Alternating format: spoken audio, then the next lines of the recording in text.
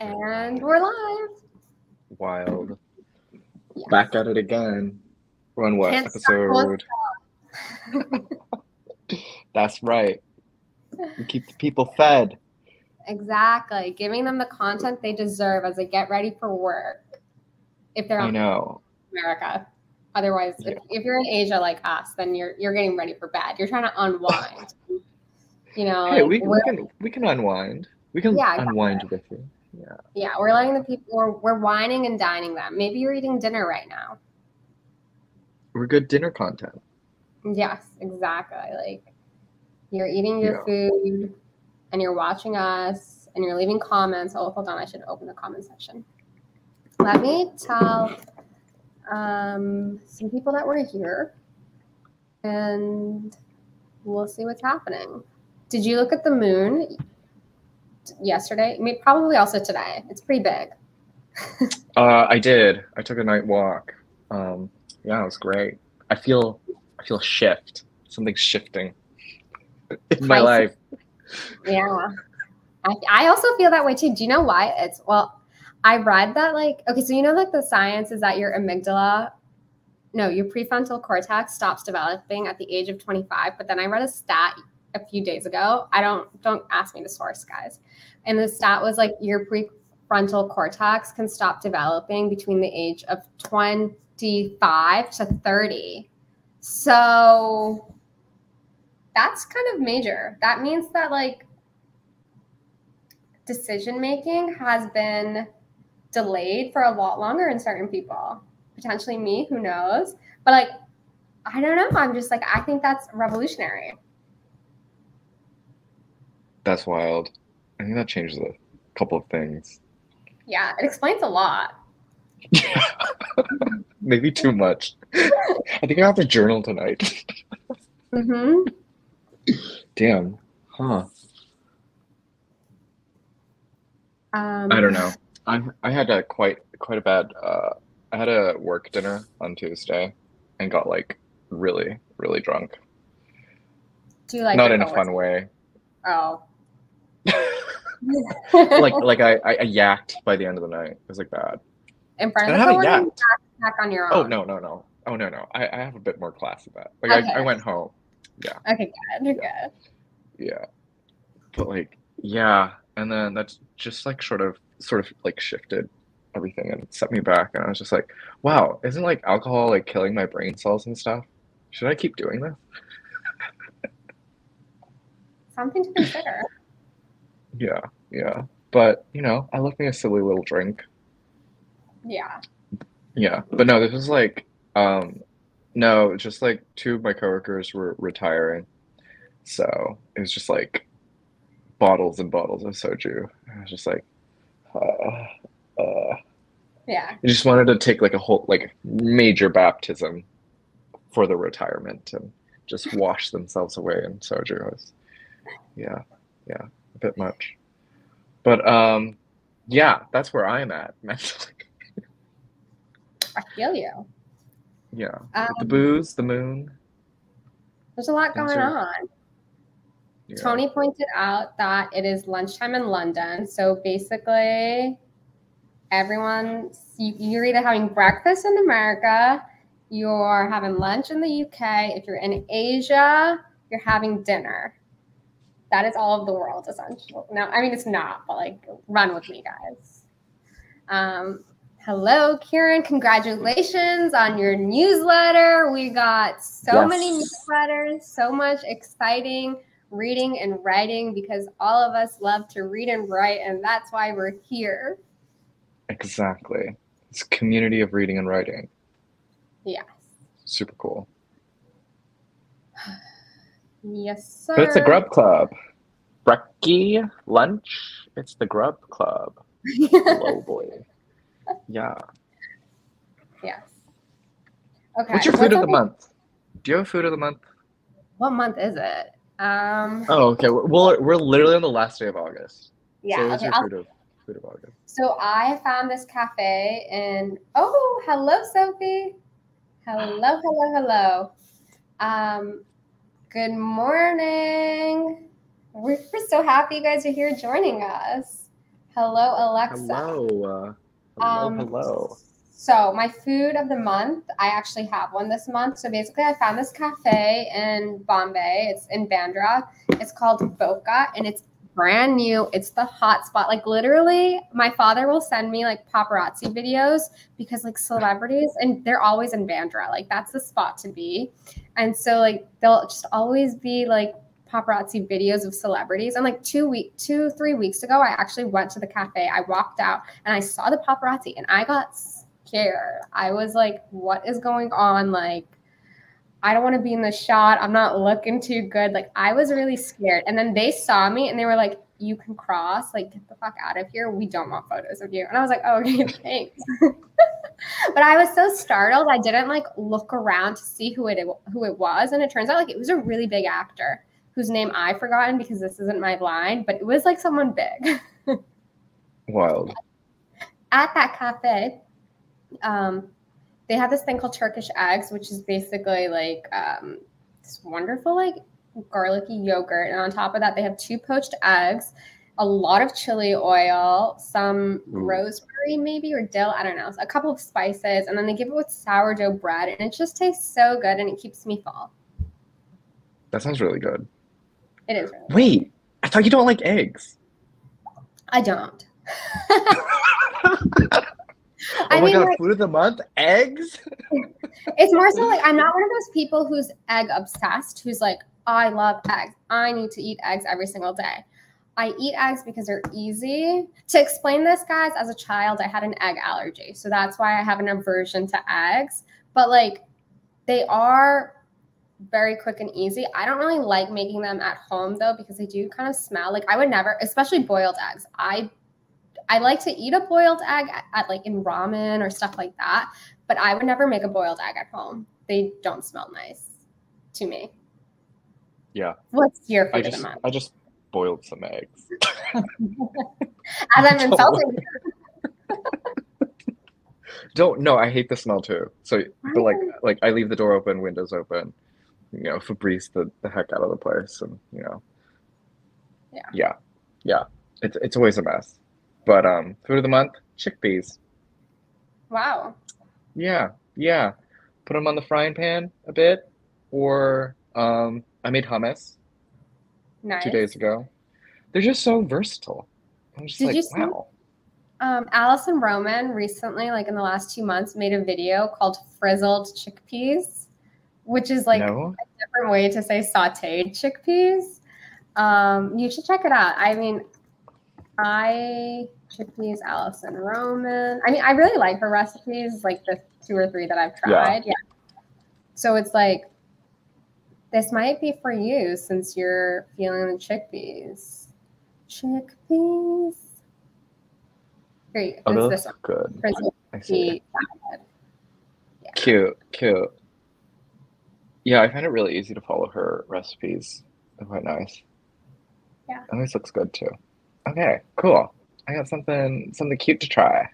Cool. Mm-hmm. Well, I hope everyone is enjoying some of their morning grub, lunch grub. Yes. We got an update that in Australia it's coffee or tea time. In Austria, sorry. Nice. I can't read for someone who likes to read. Coffee. You're on coffee now, right? While I'm in Thailand, I'm on coffee, but then when I go back, I'm off coffee because the anxiety is quite high. And yeah. But like I've realized that Thailand is, I mean, I think a lot of Asia is like a very big beverage places. I love beverages. So while I'm here, I'm like, I have to enjoy, but the caffeine is getting to me. Oh, okay. So like major withdrawals. Will you predict? I'm not there yet. I'm gonna like mentally tell myself withdrawals are fake and they don't exist. But the knot in the stomach, she's present. She's there. She's made herself known. Oh no. But it's okay. Yeah. We'll wish it away. Thank you. Thoughts and prayers, guys. Well, first off, are you working on anything right now? Like reading? I just finished. Oh my god. I just finished Vagabond. Solenoid. No, fuck that shit. The day that happens is like let's party. Okay, I just finished Hallelujah. this book, and I have to say I have a hot take. This author is my Sally Rooney. Vagabond. I just read this. It is Anna Dorn. This is Anna Dorn. She wrote Exalted. This one, which I read earlier in the summer, in May, I believe, and basically. Oh, the tarot card one, right? Yeah. So basically, in Vagabond, which was her debut, she's like both of these books have some of the same characters, and so in Vagabond we have a really like self-absorbed, vain main character. She's a lawyer, and she's a white girl, but she likes to rap, and she gets involved with some other creatives in LA. I think you might enjoy it because like you know LA, you know these kind of people, and so she gets involved with them. There's lots of drugs. There's lots of like thoughts on fame and, working a job, but having an aspiration for something else. And I think she's so funny. And the plots are just like, I don't know. It's just, I feel like there's a lot of like millennial fiction out there. And, so a lot of it just like I don't really relate to, but this stuff I'm like, this was made for me. I see. I mean, it sounds very LA. Yeah. Just like the working and then following aspirations, having it always be a side gig and like trying to make it something more. But cute. Vagabond. Fun. Okay. She's only got these 2 books. She has a memoir, and then she's working on another novel. I don't know when that one comes out, but it's called like Perfume and Pain. It's also about LA, but like I don't think it has any of the same characters. Okay. Well, I love me some LA writing. I love that. I recently read something that I feel like not enough people talk about. Let me see. I have it here for my wrap up. But the only other person I've seen read this was CJ from CJ Reads. Is it Exquisite Mariposa? Covers whack, but is this Soft Skull Press, I believe? But yeah, it's very like LA millennial too, but it has like this almost like culty vibe to it.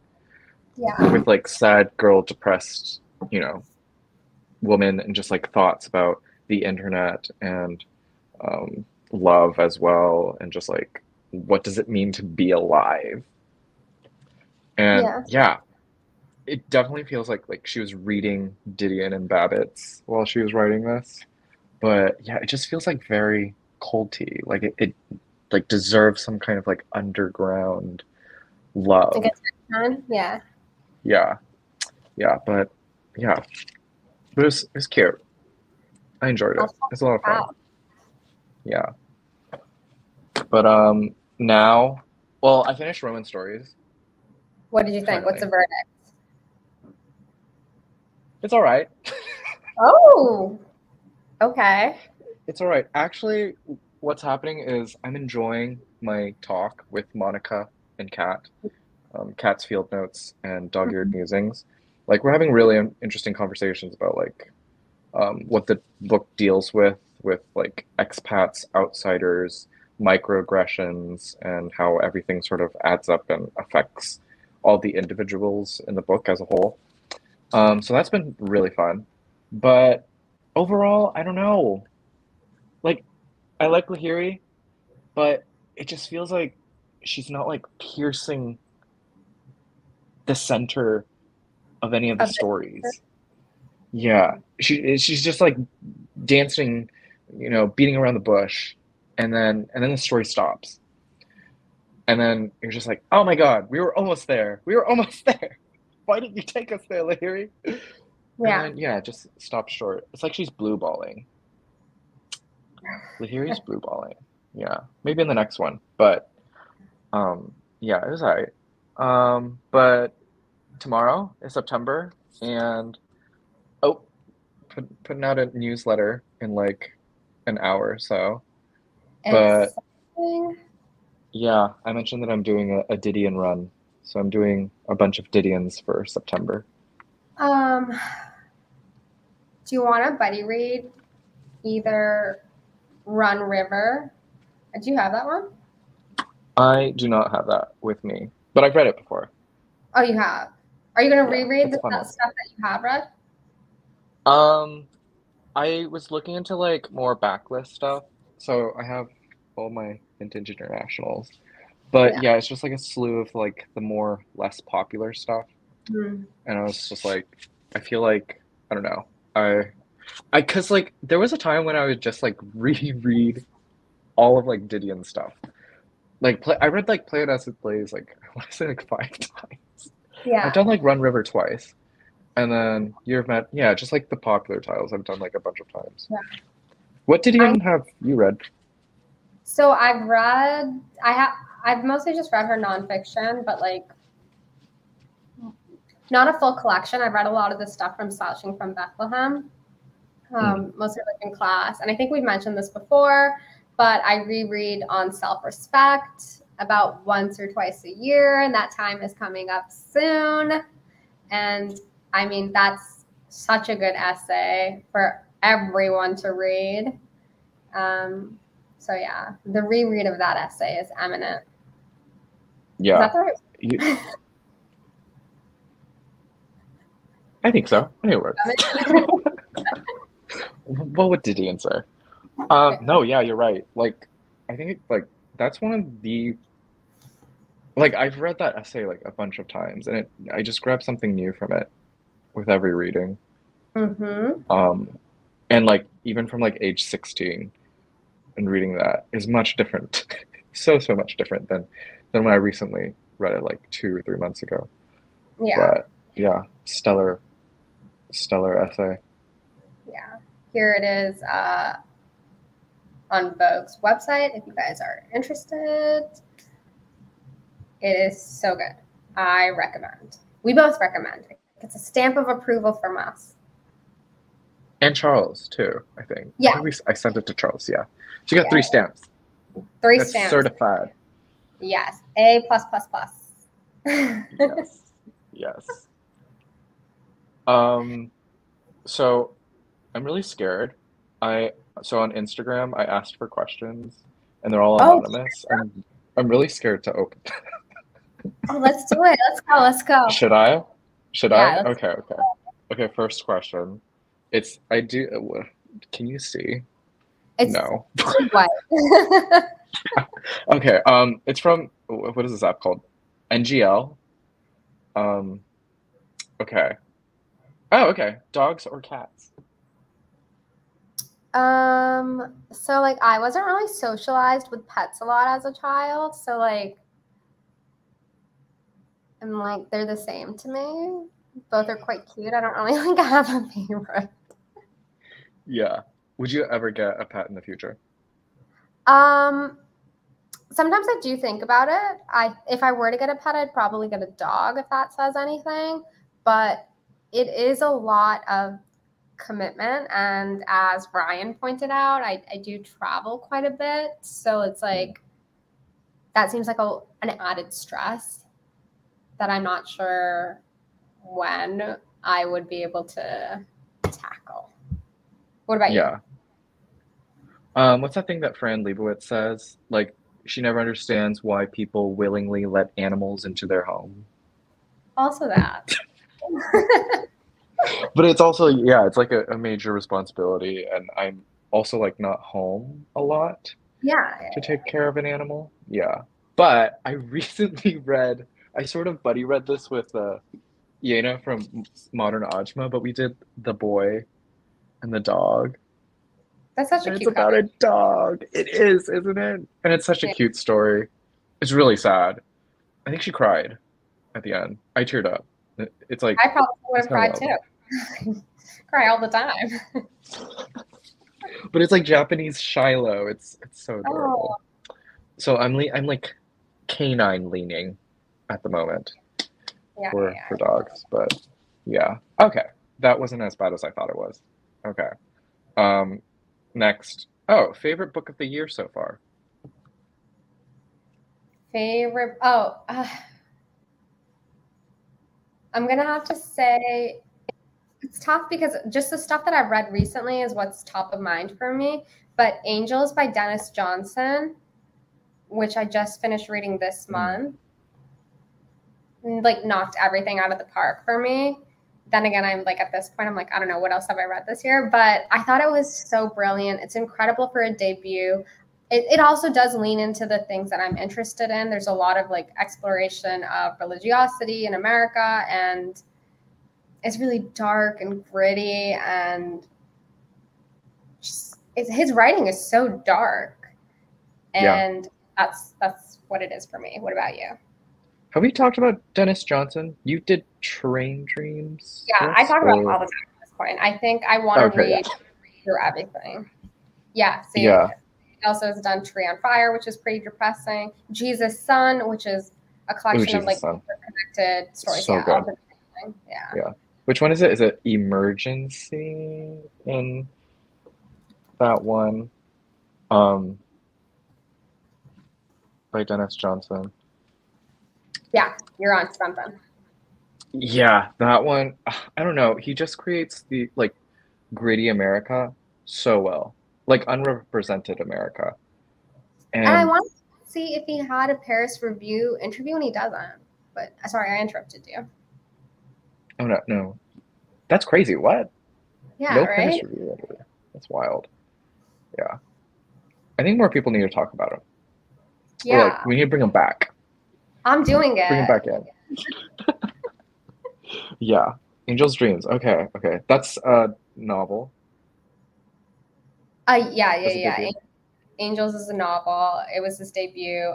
Really good for a debut. Okay. I'll have to Super look good. into it. Yeah. Favorite of the year. That's. I think I'm just gonna stand by the first book that comes to mind. It's YN. Oh, still, wow. Yeah. I still think about that a lot. I don't know, just like that language just feels really fresh. But also, a lot of people have been picking up Open Throat, which is interesting. And I'm still thinking about that book read too. that. You finished it? Yeah, I did it on audio. Guys, if you're looking to read a book super quick, it's 2 hours on audio. And I liked it a lot. I thought it was so It's a lot of fun. Yeah. Right? Yeah. It was really good. It was just like, I'm reading a lot about LA, and then to read Vagabond, like it was a good combo. Yeah, that's brilliant. From like human perspective and animal perspective. Yeah, it's crazy. And also just like purpose, I guess, would be a theme too. Like what is this lion's purpose within like gender, within like what it's supposed to do, how it's supposed to deal with other people. And the world and the big death, it called it, the highway. Oh yeah, that was so brilliant. I loved all like the little names. But yeah, and just like if you think about it for its short form factor and just like the prose and style of it all, it's like brilliant. It does so much and so little. I think it's just like really effective. I kind of thought of it as like an adult children's story. Like that's a good way to put it. Like a story is very contained. It's almost has that like fantastical element, but it's meant for like adults because the opening scene is also like whoa. Yes, that line. What is the line? It's literally on the back of the book, but it's like I haven't thought about. But anyway, the opening line's brilliant. It's like I haven't thought about eating a human today, but maybe I will. Something like that. I'm butchering it. No, it was good. I liked it. It was fun. Yeah. That one I'm still thinking about after all these months. So, yeah. Okay. Nice. I was surprised you weren't going to say Exalted, or because it seems like you really enjoyed that one a lot. Yeah, I thought that they were a lot of fun. Like actually, because it's like maybe Angels is my favorite novel, but it's like my favorite discovery of the year, I think, is probably Anna Dorn's writing. Cool. Now I have to check it out. I've been influenced. It's a riot. A romp. That's the word. That's what people like to say. I love me a romp, especially when it's set in LA. Hey. Okay. I've got 1, 2, 3, 4. 4 more questions. Okay, we got a repeat. Favorite book of 2023. Did you want to slide in another? No, skip. Let's go. Okay. Let's keep going. The worst trouble you go into as a kid. Oh, the worst trouble you got into as a kid.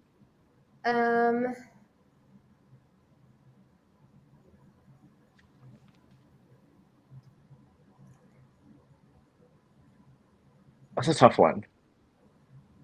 Yeah, I mean, I don't remember a lot of childhoods.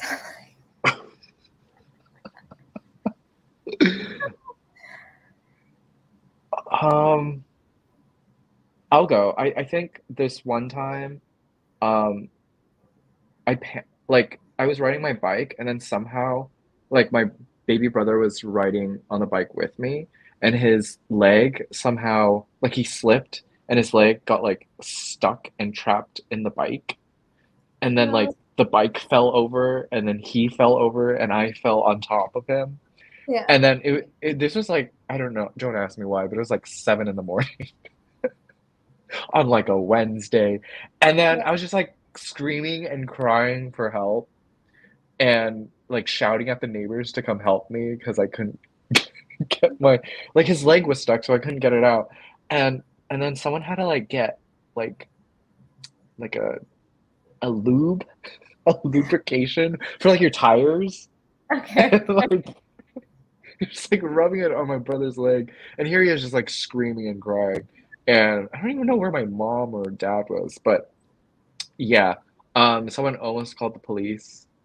Also, this was like really quiet suburbs where I was living at the time, and yeah, like crowds were forming, like people were like standing outside their driveway, so it was like really embarrassing too. I was just like, I was like in like 3rd grade, 4th grade, something like that. But I think, yeah, when I got home and like my brother was safe and all, I got beaten. I got a beaten. Yeah. It's funny. It's not funny, you know. Sorry, but like your story, the story that I was thinking about for myself is also kind of involves a younger sibling, my only younger sibling, my sister. So my family, me, my sister, and my mother were in England, where my mother is family's from, and my cousin and I were playing with my sister, or like my cousin and I were playing, and somehow like my sister falls down the stairs. I don't know. She falls down the stairs. It's not my fault. I don't think it was my cousin's fault. She just fell because she's a child, and that's what they do. And somehow her falling became like my fault and my cousin's fault. And so we're sitting down in the living room, and our grandfather is like yelling at us. And mind you, like, I don't have many memories of my grandfather, but like this is one of them. And he's like yelling at us, like going in.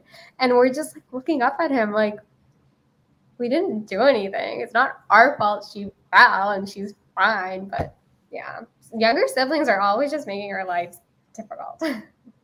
They just always have to make it about them for some reason. Mm-hmm. Yeah. Like my baby brother decided to get his leg caught in the bike. Ugh, are you freaking kidding me? Exactly. Like he should know better. What was he doing? Yeah. 7 in the morning in a cul-de-sac. What's going on? Okay, next. Is everything okay? I'm worried about you. Oh. I'm okay. Are you okay? Yeah, I'm doing well. Yeah, we're both fine. If anyone was concerned. Yeah, thanks for the concern. We're okay. Yeah. I've got water. I'm in good company. Yeah, cheers. Okay, great. I'm glad people are concerned for us, though. It shows they care. Yeah. Okay, last question. Is it true? That we're the best and the brightest? Yes. Yes, for sure. And that concludes Q&A. Hydration is king. For Yes. real. Yeah. We got a cool agenda today. We've got the decline of social media. We've got fall fits. We've got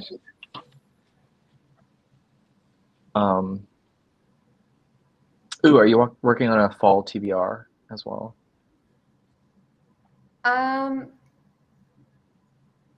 No. And like I can't even imagine, I can't even like physically grasp that it's fall, but at the same time, yesterday I decided, I've never done this before, but yesterday I decided to listen on YouTube to like a Gilmore Girls autumn playlist. Oh, yes. But like Yes. it's like it's summer, but I'm not gonna lie, 2 times, and like I'm in like Asia right now where it's hot. I mean, it's hot everywhere, most in the northern hemisphere. But I've like woken up twice in the morning and I've gotten such back to school vibes. It's kind of chilly in the morning. There's that crispness in the air. But to answer your question, no, I don't have a fall TBR yet. Okay. Okay. But you got the Gilmore Girls playlist going. We're ready. Yes. Yeah.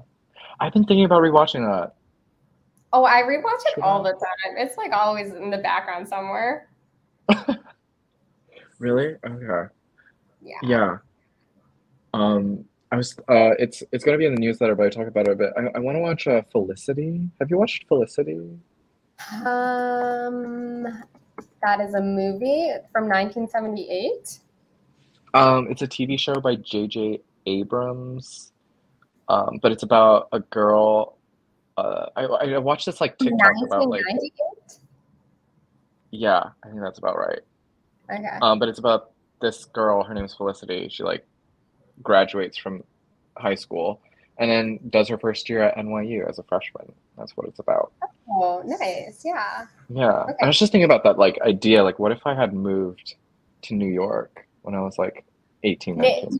We can't even open that like can of worms. I think about that all the time. I don't want to go there. That's not what today is for, Nathan. I'm sorry. We gotta move on. I want to go there.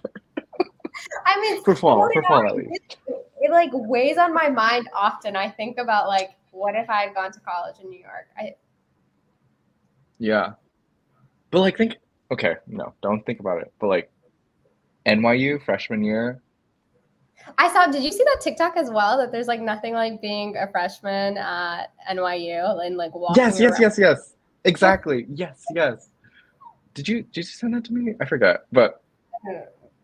I don't think so. Well, I think we saw that. Yeah. But then yeah, that like put me in a deep hole. I was just like, wow, regrets. Big moon. Yeah. Emotions, Pisces, we're there. Yeah. Oof. But okay.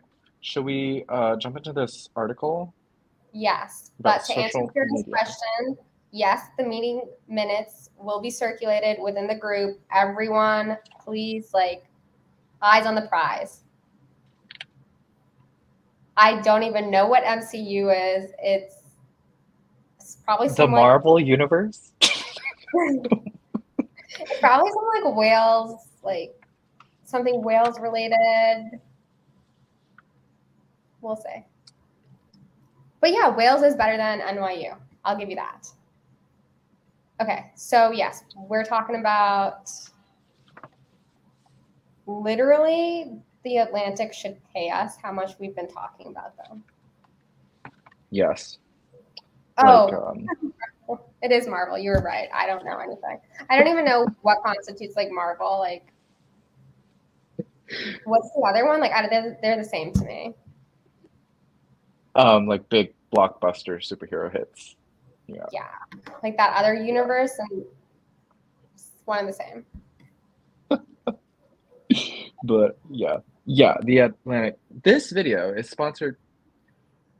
Honestly, though, yeah, that would be nice, you know. Pennies. I'd take pennies from the Atlantic. Why not?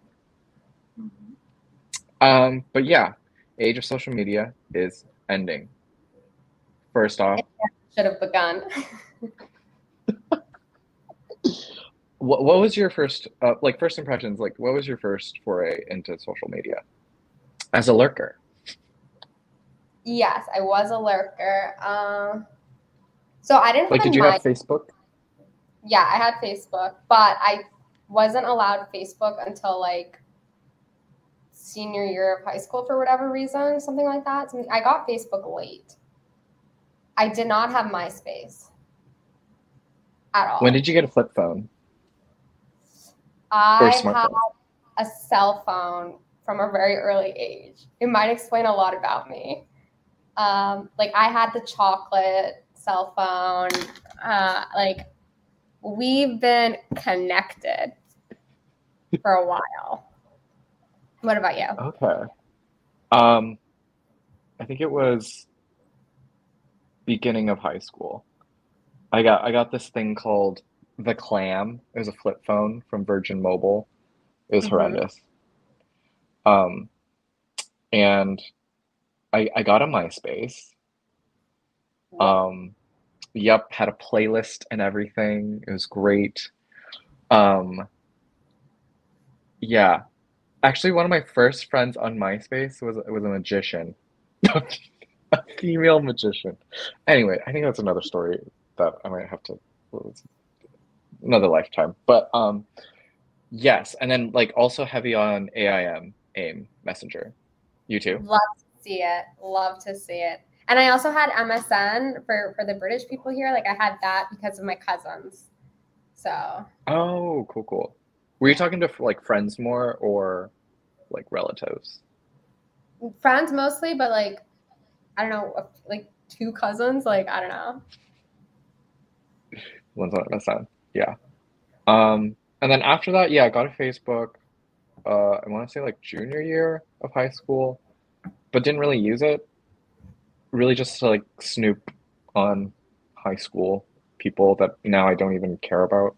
Yeah, yeah, yeah. And then really took off with Tumblr as a Oh Tumblr yeah, kid. I love. Honestly, I was thinking like, should I make a Tumblr again? Like, Yeah, bring it back. right? Like I don't know. It Bring just it seems back. fun. Yeah. Wait, but you were a lurker, right? Did you actually have like a Tumblr and I had a post Tumblr, stuff? but like I wasn't like a Tumblr famous person. Like it was very like small. Yeah, yeah. Were you like writing sad poetry No, and no, I don't think I was writing anything. It was very much so like image based. But okay. let's bring back Tumblr. Yes, because it like basically does everything that we are interested in, Yeah, right? it's very visual. Yeah. Great. Written music. Yeah, it was a time. It was a time. Hmm. Um, but yeah, and then when did you get an Instagram? Um, like 2011, maybe. I think it tells you right on IG. It lets you know that stuff. How do I check that? Does it tell you? That's spooky. I think there's a way to look in your settings, but they make it so complicated. Settings and privacy, account center.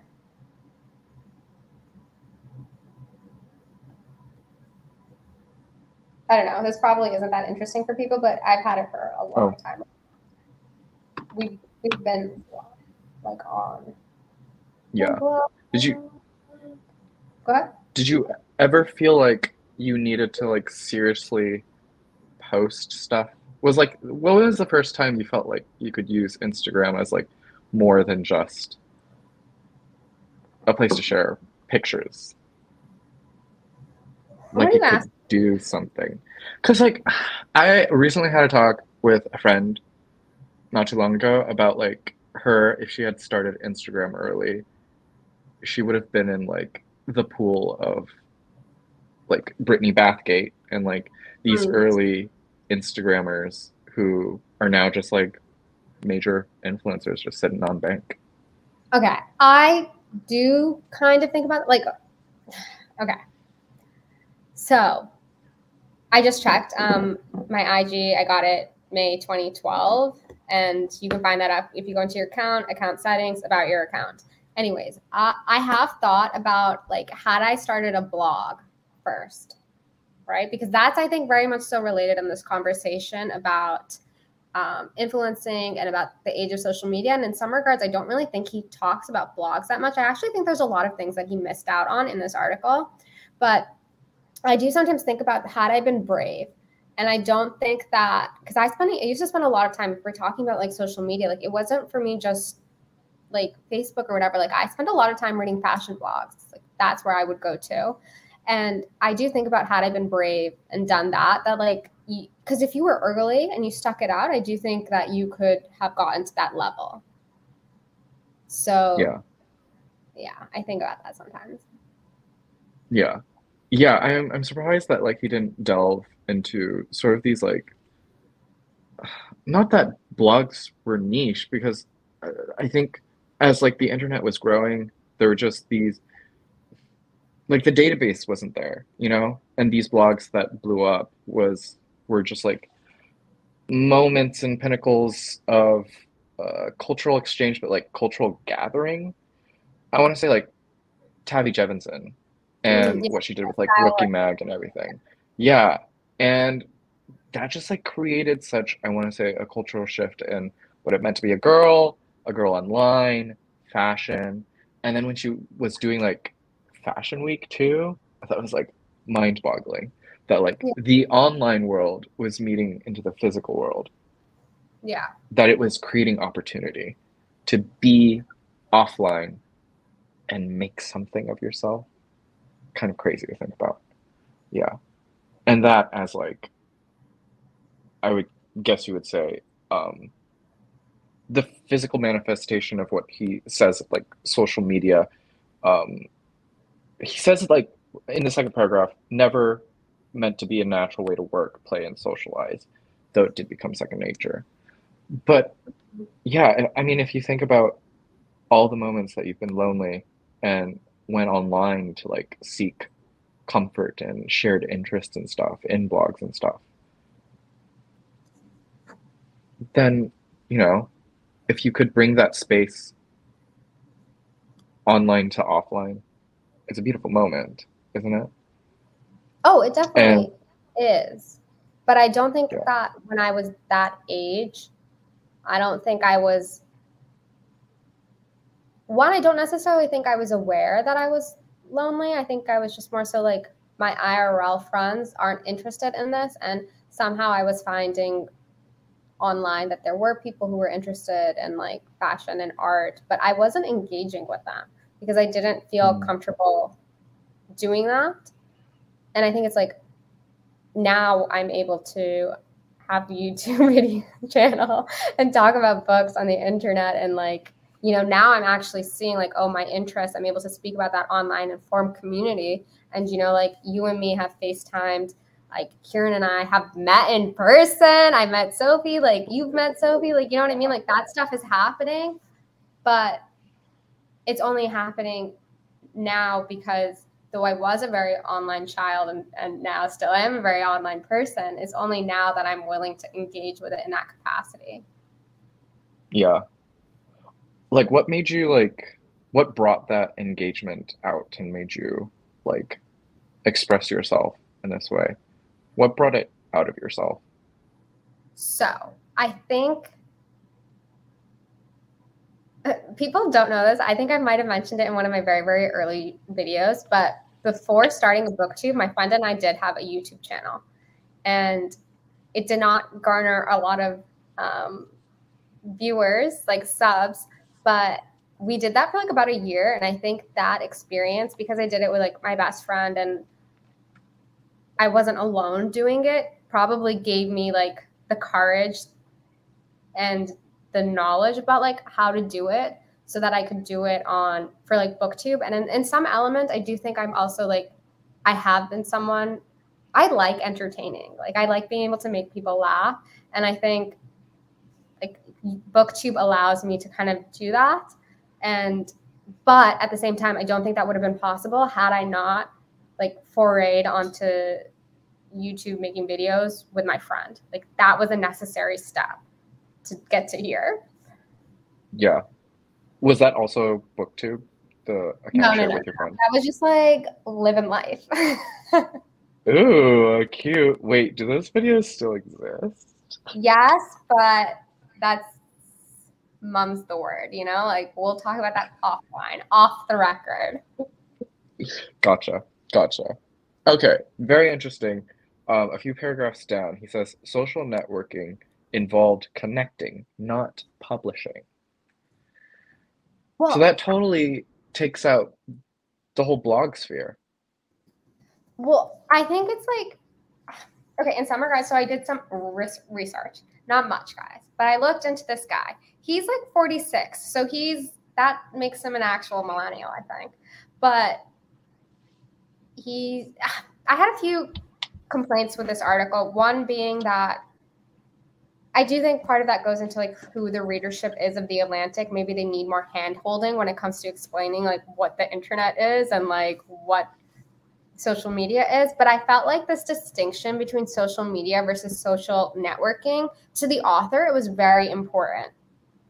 To me, and I don't know about what your thoughts were on this, I thought it was like, who cares? Like, whatever. It's like, so what? Social networks, Yeah. social media, like, I don't think it was that interesting. Yeah, I think maybe his interest came from the idea that like 20 years before, none of this language existed. So like 20 years for him then is like what? In his 20s? Like in his 20s, he never, was 2010. yeah, that like he never, this language didn't exist for him. It's Yeah. kind of wild to think about. Yeah.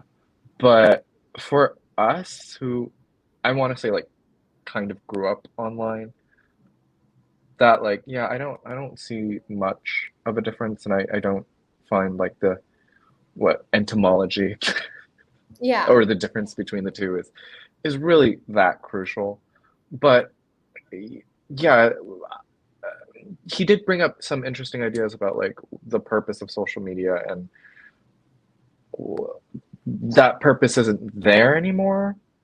That like it's a place to socialize, but are we socializing? Are we actually using it as a tool to communicate? But then he also goes into saying that like we communicate too much with it, which Yeah. that I don't know what that means. What do you mean? What are we communicating too much? That's a weird thing to say. Well, I think his complaint is that like now with social media where everyone is like a broadcast channel, I think it's social media turned you, me, and everyone into broadcasters, if aspirational ones. His real problem is the fact that now anyone can have an opinion, voice a thought, share a hot take, regardless of if it's actually lukewarm. And people feel entitled to a response to their response. So it's a bit of an echo chamber. That's what I think he was getting towards. Mm-hmm. And then to sort of piggyback off that, do you find that there's an issue with the echo chamber? Well, I think the issue is that like it kind of goes back to my complaint from last time about the difference between like content versus art. And he has a line here where he says content used to mean satisfied, with a difference when pronounced differently. And I think it's just like the issue with the echo chamber situation is that like maybe a lot of it's becoming repetitive. Hold on. I'm reading Kieran's comment. I think the age of social media is over, and the fact that it's probably going to stagnate. Obviously, with TikTok, there are still new social media companies, but now the landscape has settled. Okay. See, I actually think. Okay, first of all, let's backtrack just a second because we did just kind of dive right into this, which is great. This came out in November 2022. And to get a little bit more context for you guys, because I do think this is interesting how we stumbled across this. I was scrolling on TikTok, as you do, and I saw a video of a man talking about this article, and I would have to say that the editors and the journalists involved with this of The Atlantic did a great job in naming this article. The age of social media is ending. That is a really great subject line. And though I'm not an active reader of The Atlantic because I'm now only seeing this in 2023, I was hooked that I went from the app to their website, actually only with the knowledge that Nathan and I were going to talk about it, and I did read the article. Anyways, that subject line is so interesting, so engaging, because that is something that I think about. But this video on TikTok was actually some guy talking about whatever this article is about, and then using it to advertise his app, which I think is called Stitch, which is somehow supposed to be great because we're all going to connect and be laughing in stitches or whatever. But that's how we found this article. And so I thought that this was actually going to be a conversation about the age of social media is ending. What does that really mean for us? But really, it was just the author kind of complaining about how social networking has become social media. Everyone's a broadcaster. And going back to Kiran's point, I do think that we're seeing some shifts right now in social media. I think things are stagnant, but I don't think that they're going to stay at this level. I actually don't think that the landscape has settled. I think we're gearing up towards a shift in some capacity because IG is dead, been dead, so dead. In the graveyard. The graveyard, no one visits it. Like, it's over. Wow. But still, we're posting on it slightly in a different capacity. TikTok is where most of our attention has gone to. But personally, and I know that Nathan and I have spoken about our TikTok habits before, I've been on, I'm talking so much, I'm like choking on my spit. I've been on TikTok since pre-pandemic, and I think that I have gotten to a point where TikTok does bore me, even though it is so compulsive and so easy to still watch it. I find myself annoyed with the content on there, and I think that social media has, and it's hard to make this argument because in many regards, it is through social media that we're able to have this conversation, that we have become friends, and that's wonderful. That's great. We love the opportunity to find community, but social media has become advertising. Everyone is an influencer. Everything is an ad or an opportunity to monetize. And in some regards, because of the space and age and time that we live in, people do need to find alternate sources of income. But in many regards, if everything you're looking at is an ad, whether it's from an influencer, an individual entity, an actual business with their whack-ass content, or the app itself, like, it's not engaging, it's not fun, and it's not escapist. That was a really long monologue. Nathan, I'll allow you to sit with that.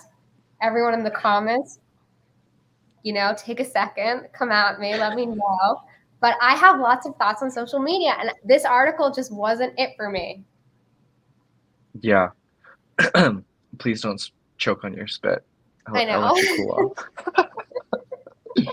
off. No, I mean, it goes back to your last live about AI, and if we did that thing where we needed all this translated work and more marketers, we don't need more marketers. We don't need any more marketing. We don't need any more ads. And then if we have this like major influx of people becoming ads, what is truth? What is honesty? Will there be a fine line in being able to tell like what is real, essentially? Won't get into that. But yeah, I mean, I think right now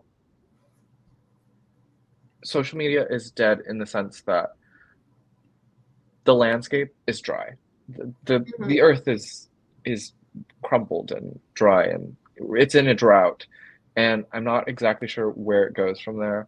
But like, I want to say Instagram is essentially what Facebook was a decade ago, and it's become that. Yeah. embarrassing to post on Facebook, on Instagram. But also, if you are posting on Facebook. I don't know why people are posting on Facebook. Like, I go on Facebook once a year. I'm so sorry if you're in the comments and you actually do use Facebook. I'm sorry if this is upsetting you. But when I go on Facebook and I see people my age posting on Facebook, I'm like, what are you doing? Don't you have a life? Why are you here? But very important to mention that, because I feel like Facebook is so slow in its sort of like digital landscape, while TikTok is like incredibly fast. Just like consumption of that is like really scary. We have these like really polar landscapes of what social media is. What happens? Is it a rubber band that will lose its stretch? What will snap? What will happen? It's a really strange space. Um, and yeah, I like, what will Instagram be within like not even like a decade, but in like the next 5 years, I'd say. Yeah, I mean, people have been saying, they've been saying it for a couple of years now. In some regards, that it's almost like pointless to say. But like, I have some of my younger cousins and their children who are like a lot younger. Like, they're not using Instagram at all. They're not posting. They have an account. They're lurkers. These kids are hard time lurkers, but they just don't use IG in that capacity. And I think what's connected to this conversation about like community and social networking, social media, and the social landscape and blogging is newsletters. And that connection is not self-interested advertising for my Nathan and Kieran's newsletters, but rather, my sister and I were discussing it, newsletters are just a return to blogs. I'm like, calling a spade, is that the saying? But that's just what they are. It's just, once again, we're going back to blogs. And instead of like actually going on someone's website, or like there used to be those services that would like accumulate all the new blog posts, you're just getting that sent directly to your inbox, just a missile from someone you're interested in. And it's another way to form community or to have, a following. But we're just like, the cycle's reverting, the wheel is still spinning. It's the same wheel, just slightly different like wrappings. Yeah. So essentially we are going back to Tumblr, just in the newsletter format. Mm-hmm. Yeah. Yeah. And I think we're doing interesting things. I think or is Pinterest the new Tumblr? Ooh. Because it has a visual element, and we've sent each other TikToks about this, the like staying in and like making a Pinterest board, and both Pinterest and Tumblr are so image based. However, Pinterest has started posting videos on it, which do really annoy me, and I don't like it when I come across a pin that's actually a video or a slideshow. Yeah. But there's a lot of similarities there, except for the fact that you don't have that like interaction. Yeah. Yeah. The interaction's a bit less. I feel like there was just something so personal about Tumblr, because you also had like messages. You also had anon. There was a way to be able to talk to people and actually form relationships, not just sharing images and music and like text posts too. Like, you can actually talk to people within the messages, and I think that's what made it so special. And also because, though I don't think the search engine was that strong, Yeah, you could find everything based on your own interests and then follow sort of like these mini newsletters. And yeah, create your own little club. Is the problem that ad revenue is driving the content? The Mr. Beastification of YouTube is right, but it clearly generates click and thus money. If you need to pay bills, you're going to want clicks.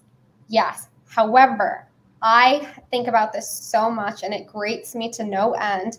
And I wish someone at Meta, would listen to me, is that I wish Instagram had a function to eradicate ads. I would pay for an ad-free Instagram. Now, I recognize at the same time that I'm a different consumer than most people. I don't find things from Instagram ads. I never have like bought anything from an Instagram ad, but I would pay for an ad-free Instagram. Like, that is music to my ears. Why don't they offer that? I know that's not necessarily related to Kieran's comment. That was just an opportunity for me to talk about my great business idea for Instagram. But the real problem with all of this is the fact that these tech businesses have created a business model that relies on advertising because they're unable to actually monetize things without advertising, which is YouTube's big problem. For those of you guys who haven't read Mark Bergen's Subscribe, Like, Comment, he dives into YouTube's, and for those of us who make YouTube videos, we should all read it. It's like our Bible, I guess you could say.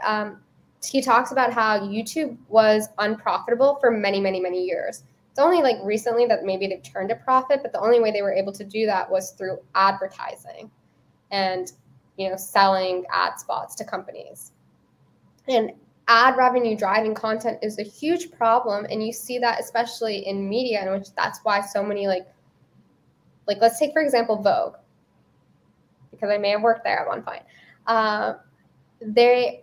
Their content, their online content is not, there I am using that word content, because it's not really that much journalism per se, because a lot of it, in order to get those clicks, you have to have, this is what Kim K's wearing, this is what this person's wearing. It was very like celebrity driven. So you would get a lot of drivel, but you needed to get those clicks because you have companies who want your articles to get clicks because they're paying for that and they're expecting certain results.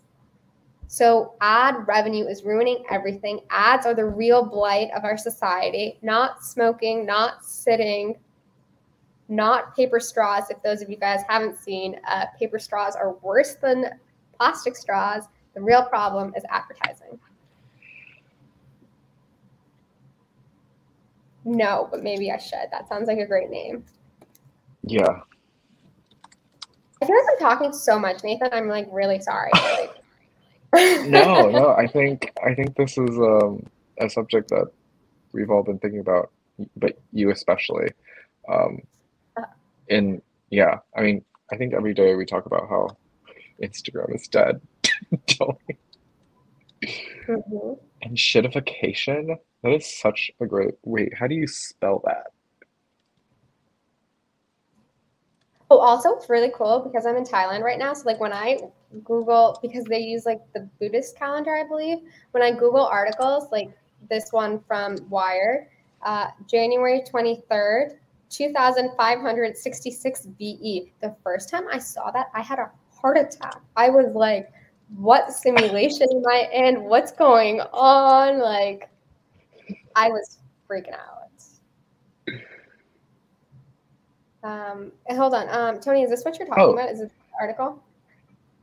Hold on. Let me get rid of their newsletter, their baloney ad for their publication.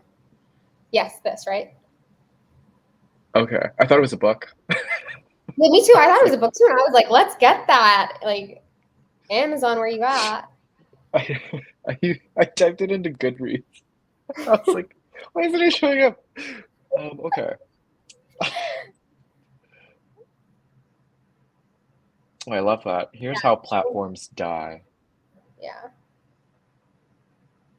Changing how a platform allocates value combined with the nature of a two-sided market where a platform sits between buyers and sellers holds each hostage to the other, raking off an ever larger share of the value that passes between them, which is Instagram's real problem, because every time they make a baloney shift, they don't consider the consumer, the follower, whatever. Yeah. Oh, he does have a book as well. Okay. So we're moving and grooving. We're getting to the bottom of this. Yeah.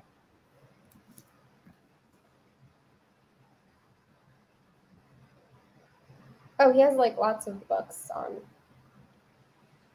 things like this. Don't you miss when ads were just billboards on the highway. Well, I really believe what was Lady Bird Johnson, who the beautification of America was her project and got rid of them, like such that no new billboards could be made. The current ones could stay, but they would go into a state of like they can fall apart, and then they wouldn't really fix them. That was like her project. That's what I learned in history.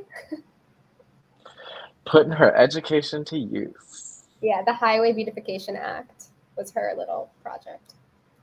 Oh, that's interesting. That's what I think about every single time I see a billboard.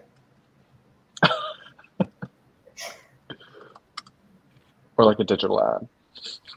Yeah. Just like, let's get rid of you. And you too. But yeah, what happens when the person becomes the ad though?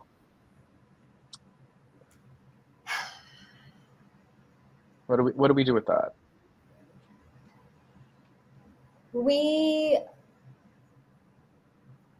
I think it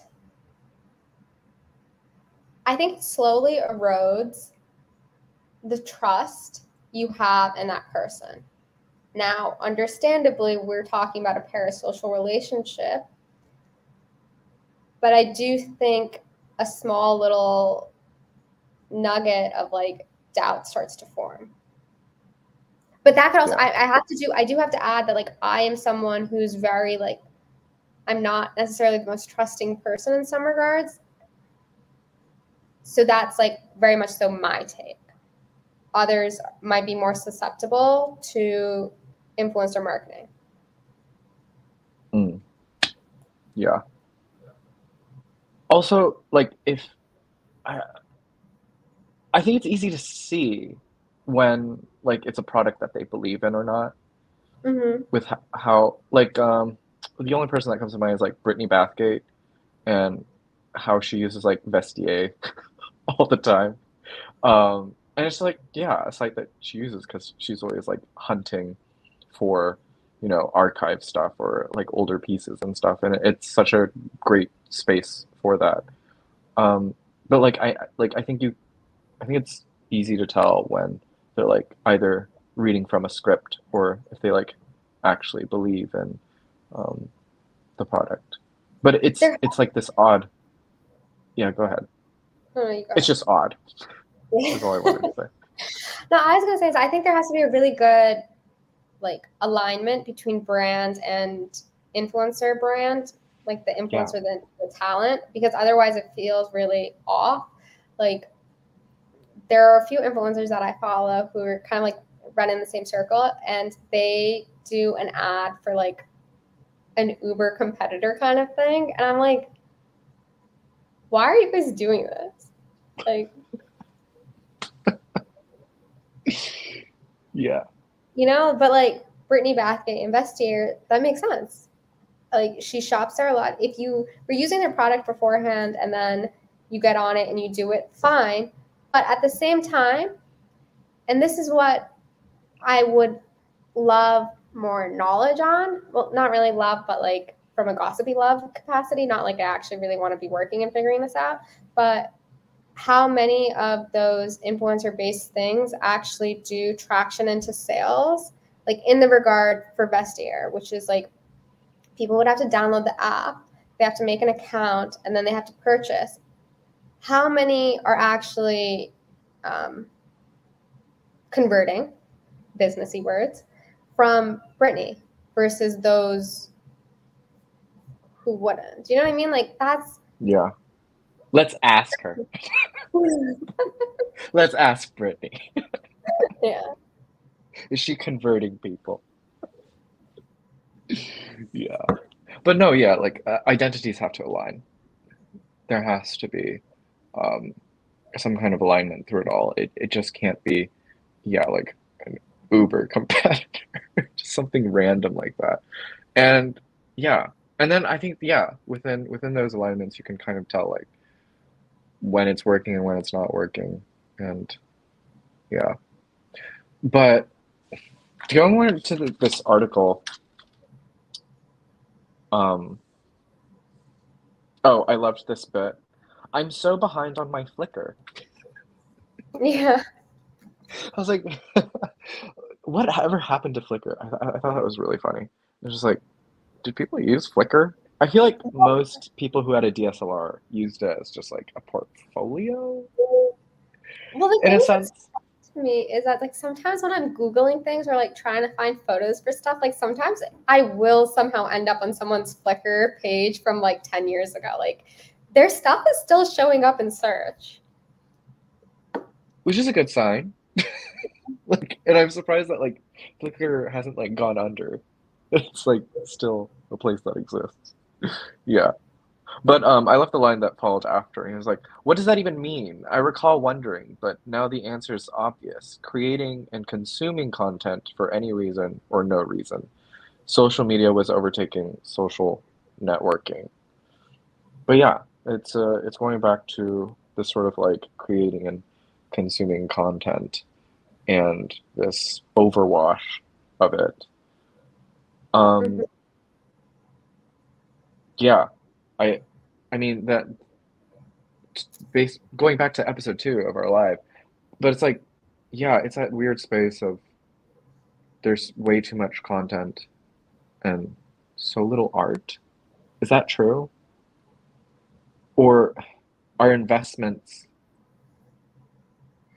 I read a review that I skimmed it, okay. But I got the hot take from it and I'll send it to you, but I won't share it on here because it would get me in hot water potentially. But basically this reviewer was talking about that issue about what happens when art, something that is labeled art, is actually just content. And the author was talking about how the art in question was very like algorithmically produced, as in like she's like, this has the buzzwords, this has the themes that are super like hot for the TikTok, YouTube algorithms, and this is not art. This is pandering to the algorithm. And she's like, it's kind of a shame to call it art. But I do that was what you're saying made me think about that, like that question of how much art is there actually in the content that we're saying. Are we talking about Yellowface? No, no. Okay. But Yellowface Okay. kind of does do that as well. Do you read it, right? Not yet, not yet. But Okay. I Like mean, do I Yellowface. need to? The thing is, it's Yellowface so has the buzzwords. It's a buzzy book. It's yeah, basically Netflix like binge content, is it yeah, not? yeah. But I'm wondering, like, does Rachel F. Kuang? It, I mean, I haven't read Babel, and that sounds like really, really intense.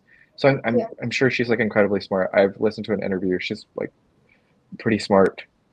But yeah, is like, are the literary elements in it working? The thing that's like very interesting to me about like the Yellowface discourse, is that I've seen a lot of people on IG who I don't think of, who wouldn't necessarily like call themselves readers or like people who are reading with the volume that we're reading, and they're reading it and they're loving it and they're enjoying it and they're like, this is the best book ever. And I think that's great for people to be reading and for them to be enjoying things. But when it comes to Yellowface, I just found that and they're enjoying it because they're actively like, we love the message, let's go. Whereas like my gripe with it is that I think it was very surface level and it could have gone deeper and had like a stronger critique, or the author could have removed herself from the text a little bit, because it felt like her presence was on the page and she's guiding you through it all the whole entire time. And that's why when I'm seeing people like speak about it, I'm kind of just like, why aren't you seeing what I'm seeing? Yeah. One, you know what? I can't take that joy away from anybody. Like, like, I'm Mm-hmm. glad people are reading. And if you're reading, that's good. Two, It's like, yeah, I forgot her name, but she had this like really fantastic rant and review. It like a pretty good deconstruction of it. But Cindy? of is it Cindy? I think it is. Does Oh, she it's have like a glasses? 40-minute long video, right? Yeah, yeah, yeah. I was like, yes, yes, this is exactly what I wanted to hear. This is exactly like what I like knew coming into the book and like watching everybody's reviews of it. But like, yeah, it's Sorry for the noise. I'm trying to show you guys the visual. Um, yeah, this video, right? oh yes, yes, yes. Great breakdown, I think, of the entire book. But yeah, she was talking about how that like she F Kwong was just like way too much into the text, and there just needed to be a distance and an emotional distance so that I feel like a lot of more of like the meteor stuff could be included within the book. Then again, I'm not quite sure if that's like an editor's choice thing or something because it is quite a buzzy book. You know, it is making its way around, and yeah, I mean, she started off of TikTok, didn't she? I think the book might have, her first book might have blown up on Yeah, TikTok. Yeah. yeah. So she's like one of those. Well, not to like, but like one of those Book TikTok people. TikTok Or like, yeah yeah. creators that turned yeah. It's a very interesting space. It's like that strange space of like content versus art. Do we have more content than art? Are we moving towards a strange space of hybrid art slash content? I don't want to think about it. It's really gross. Puts bad taste in my mouth. But Yeah. like when you think about it, like her having gotten her success off of TikTok first with her first book, and then putting out this yellow face, it's I don't know. It's interesting to think about, I think. Versus I feel like when we had writers, say 15, 20 years ago, who were just using the internet as a creative space to like transgress literature. I mean, the only person that quickly comes to mind is like Tao Lin and sort of like the idea of internet writing. You know, I, Dennis Cooper too, to a certain extent, who also has a blog. Dennis Cooper has a Oh, fabulous blog. You really? should definitely look it up. He writes on it every day. No way. How did I not know that? Yeah, it's great. Um, I it's good found it. stuff. Okay, I know what I'm gonna be doing. Yeah, but it's writers like these, like decades ago, a Yeah. decade ago, that were just like using the online space as like a way to sort of deconstruct what literary fiction meant, like um, writing in sort of fragmented, distant ways, and just like that approach, um, and meddling it with um, like emotional distance and yeah, and it all happened like right before I want to say like New Sincerity with our like Franzens and Zadie Smiths, and it was just like a weird Oh, I think space. this was in their new sincerity. Yeah, Franzen, Zadie Smith, yeah, but Tao Lin and everyone else just like happened like right before it and was just using the internet in this like weird space, and that's why I have so much interest in that because I don't know, me being online so much and like using fiction as a way to like write in this like weird contained space. Because Talon also had like a blog and he like wrote stuff, and then yeah, that moved into like physical format, and he just had this like really weird and interesting things between um, like online material versus like physical material. So yeah, versus now, I think moving into this like strange space of art content art. Or Yeah, like author as marketer. Like author as marketer. Yeah. Which is funny because I feel like most authors feel like they're forced to market their own books. Like they're like, oh, I guess I have to get an Instagram or like, Yeah, yeah, or there was like that tiny wave of like musicians who were forced TikTok? to get like a TikTok. Yeah. Yeah. It's kind of like that. Yeah. It was like a what? Florence Welch and like FK Twigs. Just like a bunch of other people. Yeah. But it's like, yeah, everyone is being pushed to become a marketer, to become an ad, to become Mm-hmm. this like, yeah, To be like ever present and yeah, always available, whichever platform. ew, Yeah, because there is privacy and distinction between the known and the unknown is incredibly seductive. And I think people lose sight of that. yeah. Yeah. Everyone is a brand. Yeah,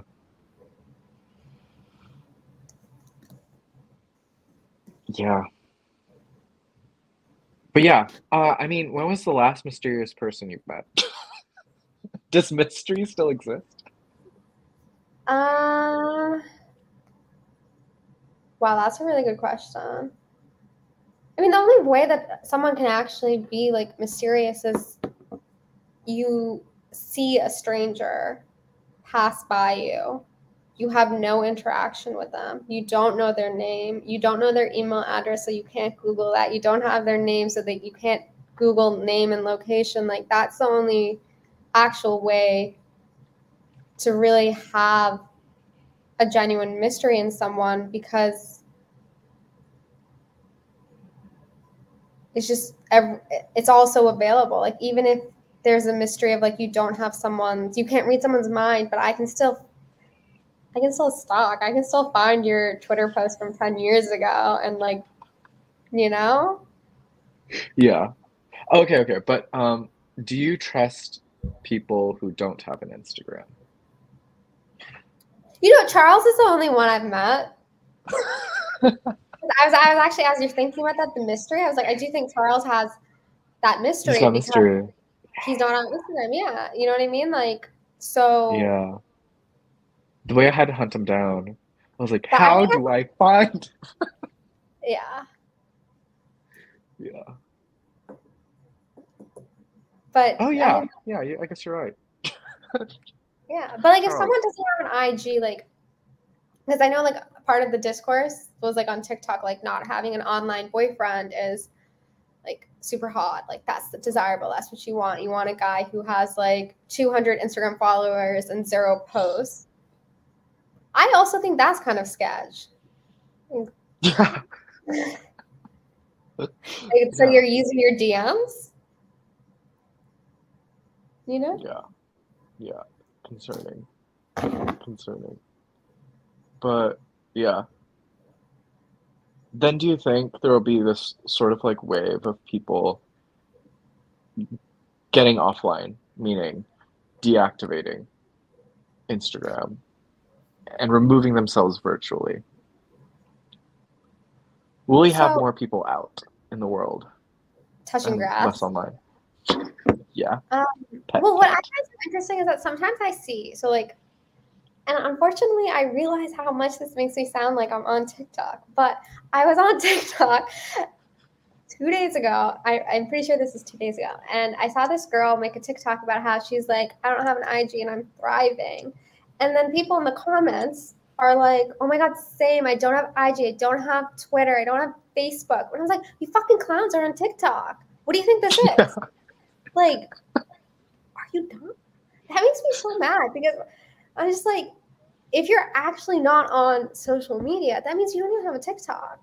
You're not the. She was making a video like bragging about how she's not using one form of social media, but it's like she was kind of implying that like the guys who were in her who would have been in her DMs aren't able to access her because she's not on IG. But I was like, those same guys can find you on TikTok, so they still are accessing you, and it's just like you either like on most of them, on like half of them, or you shouldn't be on any of them. Right. Like, TikTok is not the one that you can be like, oh, I'm off social media. It's like, no, that is it's the worst one. Yeah. Oh. Yeah. But no, I'm gonna slide this in because it's like related, maybe unrelated. But we need to bring back the ideas of salons, sort of these like creative caves and little, aperitifs and just these gatherings, these physical gatherings where people can talk about art and books and stuff. I mean, I guess these lives are in a sense that, but like with food and drinks and just like the physicality of people, would be really cool. But we need to bring those back. I really want to create that. I don't know how, but I will. Yeah, I believe Don't you in worry. you. Yeah, I'm gonna bring it back.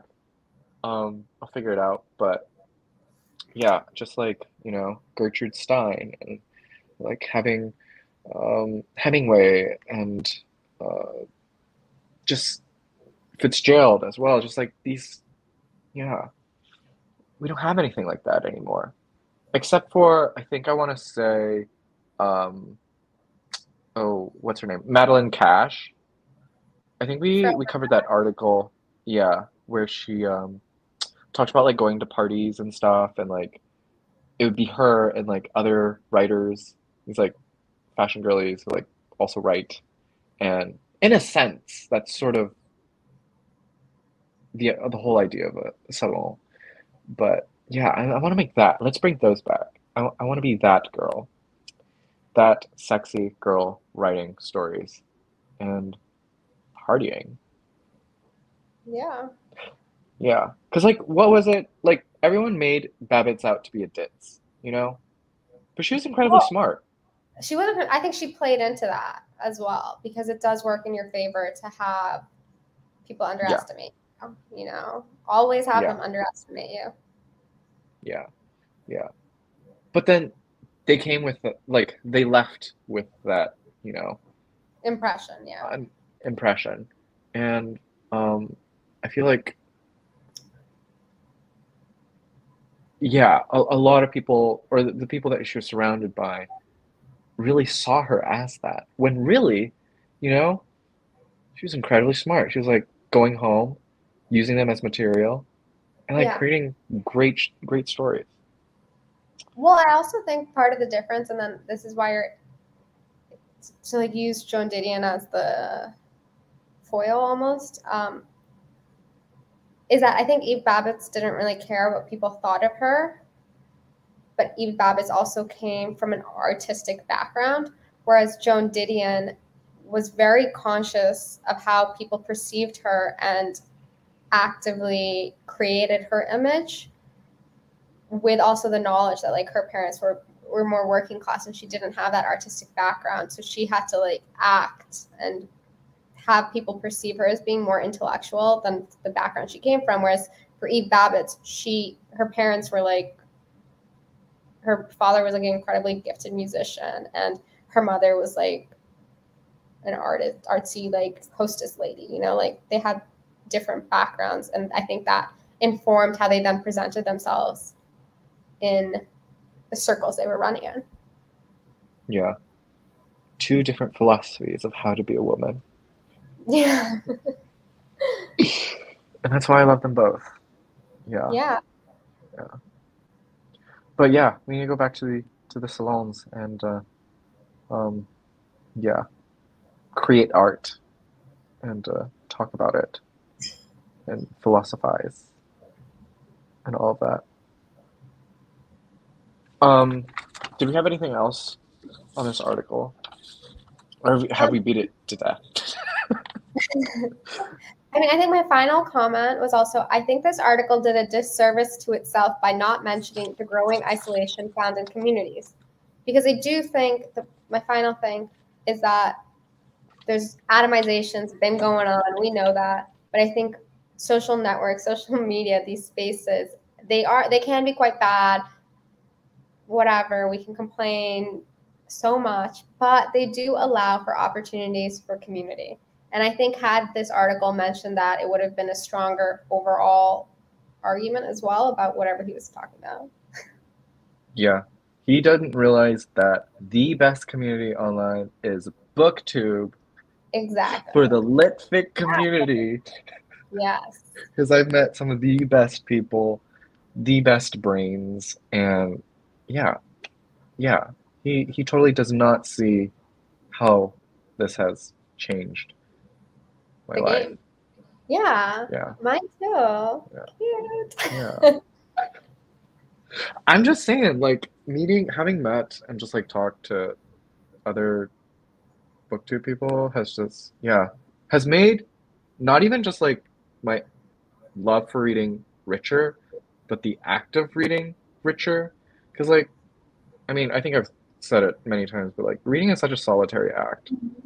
And to like be able to share not just the act, but that solitude and the stories, and to be able to like bounce back so many ideas and what the work is doing and how it like relates to one's life. That was the purpose. That was the purpose. That's what makes it art. That's what makes it like life worth living. And yeah, thanks for making life worth living. Internet hug. Oh yes, hug. I don't know if that was too much, but yeah, I mean, I've met like incredible people, and yeah, can't take that away from me, Mister. What's your face? Yeah. Yeah. But yeah, I mean, I thought it also, and note that it was ironic that he wrote this article and saying how like social media is like ruining people and ruining everything, while he was also sort of like promoting his book and using this article in ways to promote his book. So Yeah, do with that with what you will. for sure. Yeah. Okay.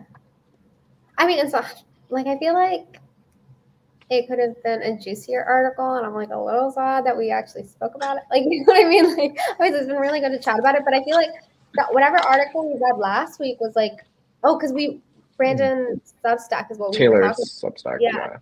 Yeah. And like that was like giving. That had a lot of meat on its bones, if you would. And like this was like, yeah. So sorry, maybe the Atlantic we're not Mid. actually good. Yeah, exactly. Yeah, like we're not doing good advertising right for you right now. So like, come back to us on that sponsorship deal. Right. And maybe we'll say some good things. Yeah. Constructive things. Yes. But yeah, I mean, that came out in 2022, right? And then we saw this TikTok, and then to see it like just like ironically play out, I don't know. It was just a very weird. It was a weird moment. I mean, not really, but No, I totally know what you mean. It's just like, yeah, it was just odd. It was just like the world was laughing at itself, and I was just like, outside of the joke, kind of, yeah, very odd. Yeah.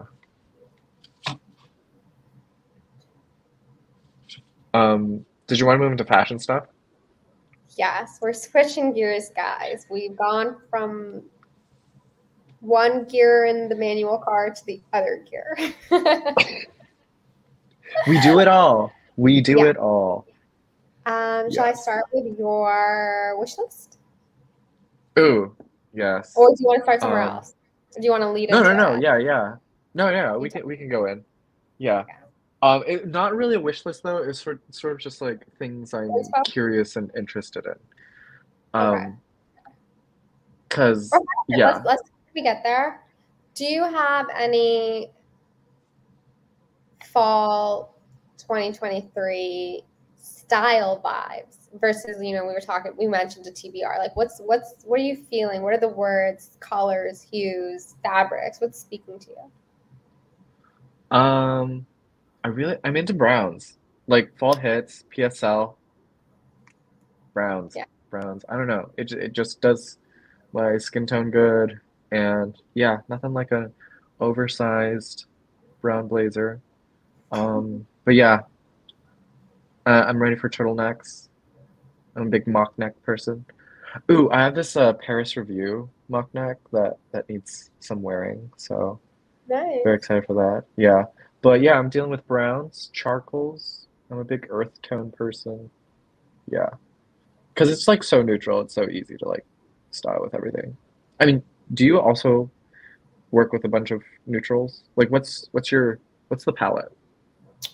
Well, I think overall, I think I probably wear more color than you. Um, I don't really love wearing black, which is, I think, kind of a shocking thing to say because it's a staple for so many people. But for me, I gravitate towards white. I prefer white over black when it comes to clothing. I think it just like pops on me really well. But I also like, I love browns and like those neutral hues. But at the same time, I think I really gravitate towards like a bright pop of color. Like I'm wearing a blue like scrunchie. Like I like a little something that's like fun and flirty, you know? Yeah, I really like that orange shirt that you have. I see it Yeah. sometimes, and I'm just like, that's really nice pop of color. Yeah, I mean, okay, I think Brittany was sort of introducing it, and then sort of this other guy that I follow is introducing it. But tomato red, how do we feel? You know, Like a red is big bright tomato red.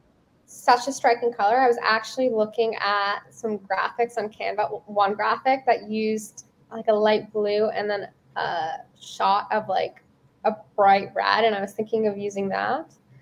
I think red is so great, but it's not a color that I gravitate towards. Like the most I could really do with red is like red nails or a red lip. I don't wear a lot of red. Hmm. Yeah, But I think when done well, it is quite striking. yeah. So if we're looking at your closet, is it like pretty bright then? Like pretty colorful? It's color coordinated. So we're going through the rainbow. Yeah, with no black. Like very few. Like I have like a black trouser that I will wear because you know, but I don't like wearing, especially I don't wear a lot of black shirts. Like Hmm. that's I don't have a lot of Yeah, those. yeah. I mean, you can't beat a white shirt. Like, Yeah. I had an idea about this, but I don't know if I'll get into it. But like the whole idea of like a white graphic tee and sort of like the cultural exchange of a graphic tee that it goes to, and I'm not going to go into it, but yeah, just like you can't beat a white t-shirt. It does everyone wonders. Mm-hmm. Yeah, paired with like blue jeans, solid, solid. Yeah. But yeah, but yeah, for fall, what are you wearing?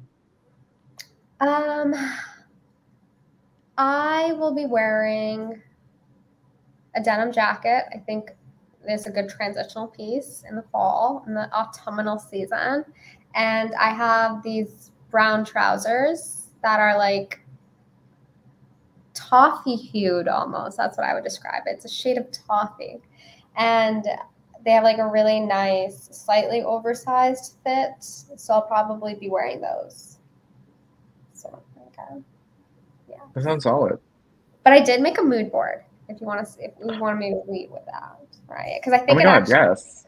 it ties into the color palette we both have been drawn to for fall. Um, hold on, let me make it full screen. Yeah, okay. I think I did it.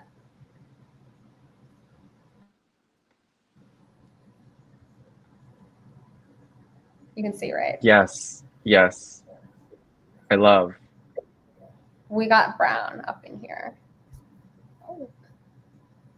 It feels Yes. very Mew Mew Well, good last point. season. These are like, so this, I guess, this like, this image right here. Oh, I don't know if you can even see that. This image Yeah. is like Prada 1999. This is Prada from their last runway, I believe.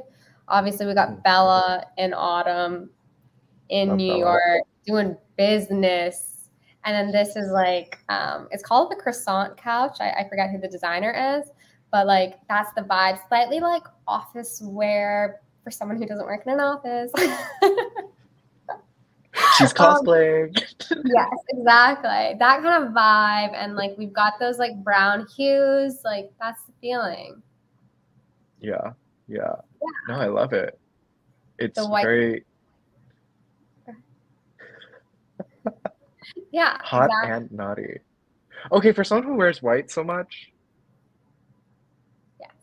how do you keep it clean? Are you or just like do you spill You stains? know, I would say like so I'm maybe a little clumsy, but in some regards, like my clothing doesn't really get a lot of stains. But sometimes, like if eating red sauce pasta while wearing a white shirt or any colored shirt is not the move, because when you're like twirling that pasta around the fork, sauce is splattering.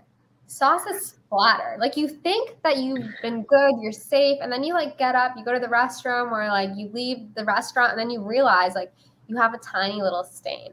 That's the one thing that always gets me.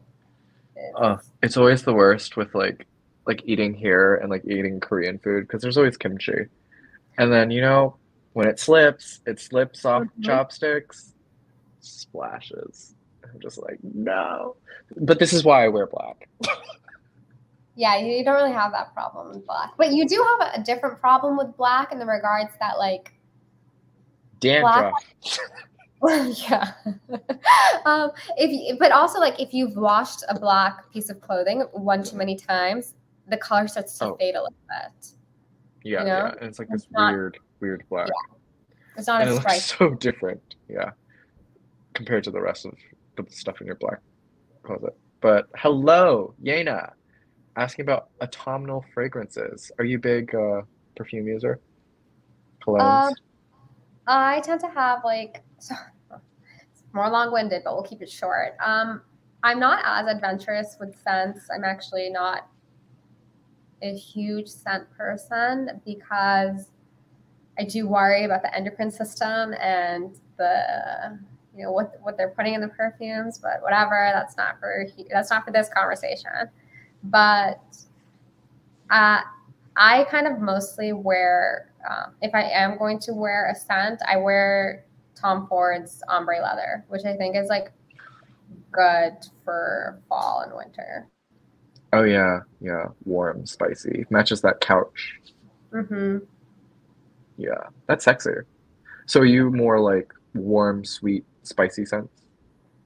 Or do you have one different for I seasons? don't have a summer scent. So like if I were to go out in the evening, I would still wear the Tom Ford one. Like I'm not a perfume connoisseur. Like I don't have thoughts on that. But I don't know. I kind of do feel like I need a new scent, so I'm open to suggestions if you guys have any. But I want something obscure. Like that. That's kind of my only. Thing. I know Tom Ford ombre leather is not very obscure. It's it's out there, but I want something obscure, and ideally, I do kind of like, I guess you could say, these darker scents, or like. But I just want something. I don't like floral. I actually, for me, what makes me want to buy a perfume is the description. This is actually somewhere where the copy for perfume and the bottle really sells me more than the actual scent. Wait. I don't think I've ever talked to you about this, but are you ever on Fragrantica or however you say that site? I have looked at them. Yeah, I have seen some of the reviews and like, Okay, way back when, really good writers. Like I want to yeah, say like 2012 to 2016 when I was like curious about scents and stuff. So good. So descriptive. And I was just like, oh my God, this is like a skill.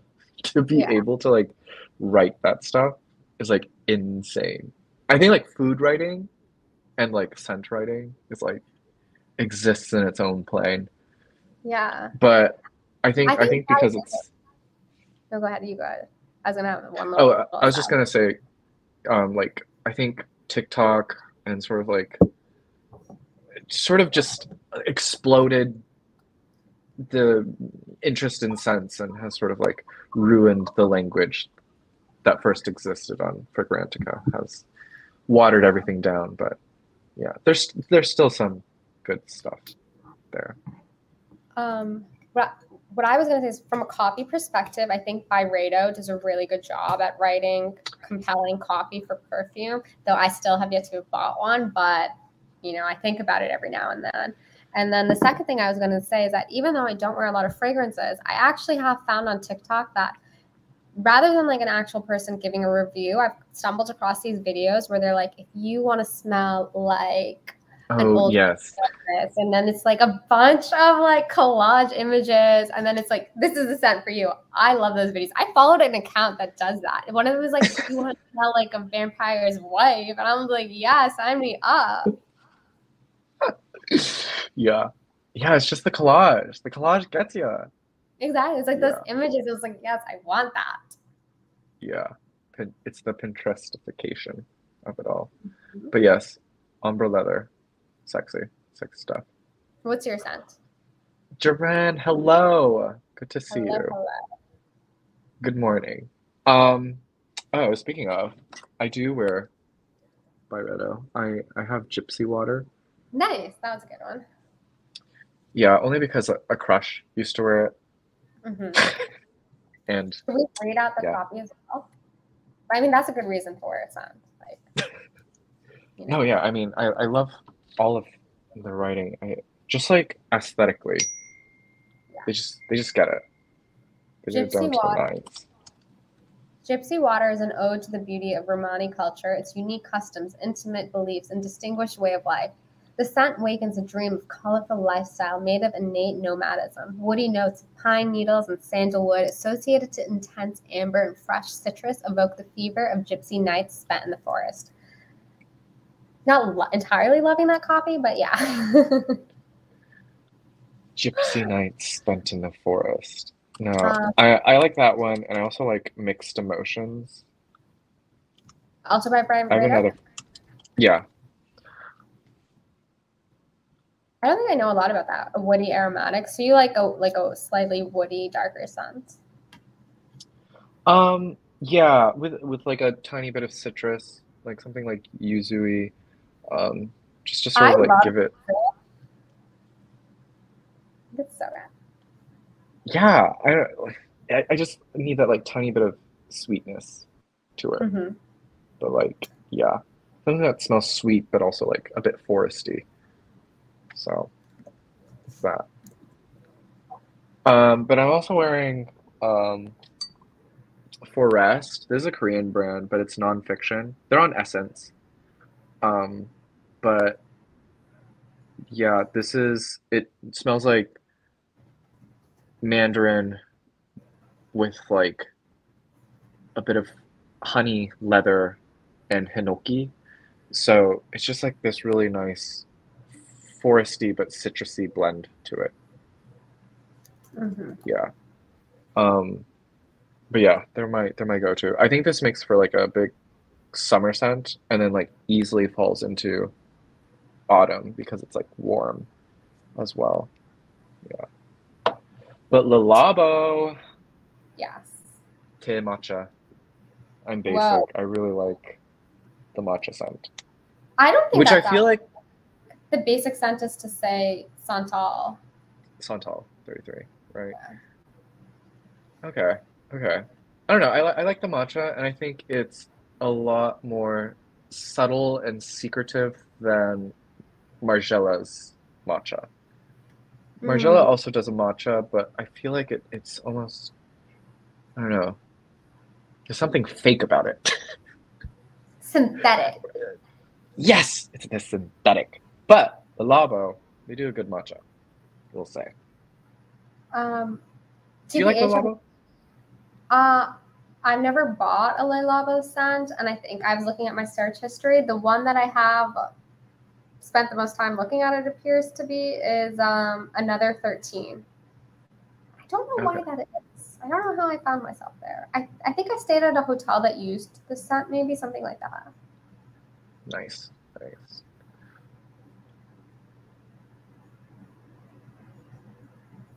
Yeah. What is your favorite scent, Roberta? Which one are you feeling from Le Labo? Let us know. Oh yeah.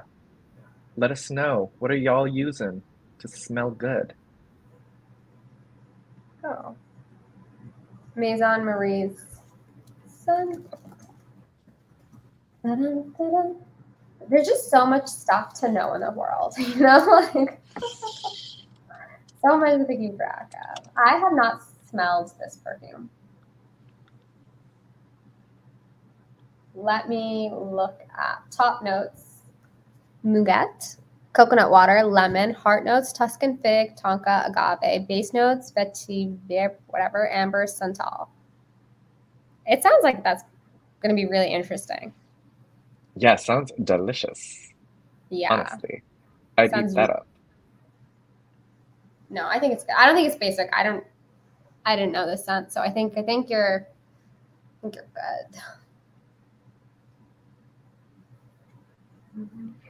Someone described it as a laid-back Santal 33. Cute. Mellow, creamy with a slight sharpness from the nutmeg accord. Ooh. Sounds decadent. Joanne, is that what you're using? Because, wow, I'd like to smell you.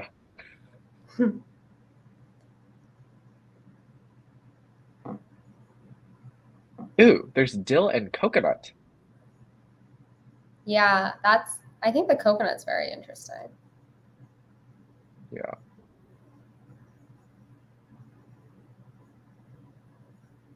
Yeah, I'm on Fragrantica looking for this delicious writing. Tonka. But yeah. Tonka.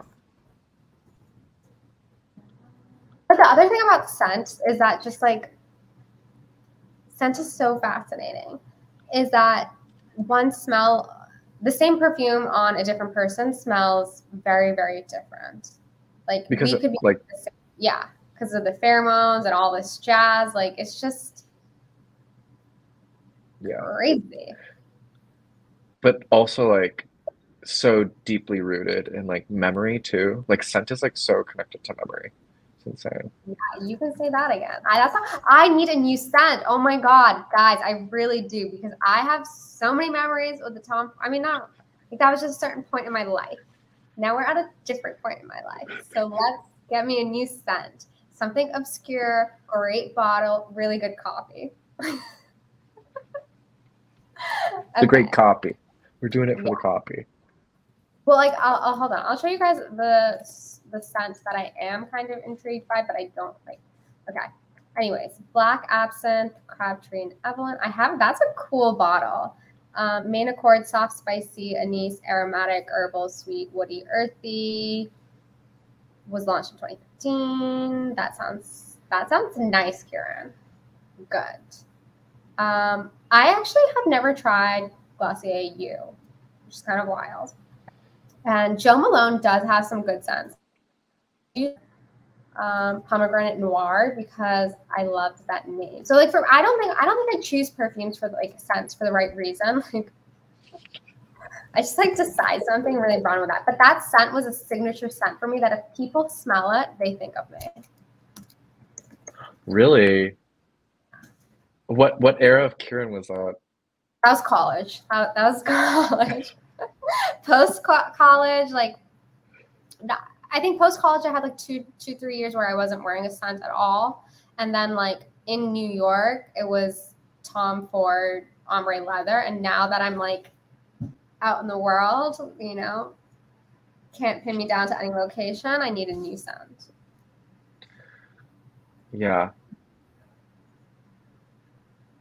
Anybody know one with good copy? Yeah, I mean, I do like the. I'm intrigued by. I have smelled this, and I don't necessarily think it really suits me, but the Serge Lutens. I'm not saying this nice, but this. Oh my God, they're ads for themselves. Hold on.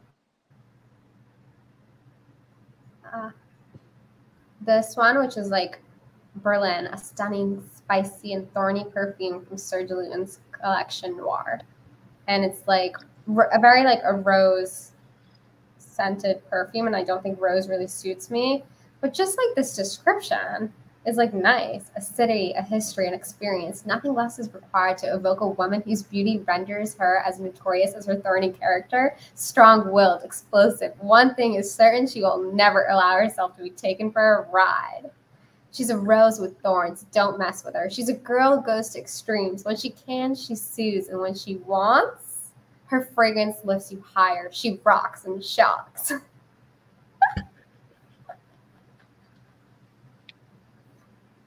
This is a novel.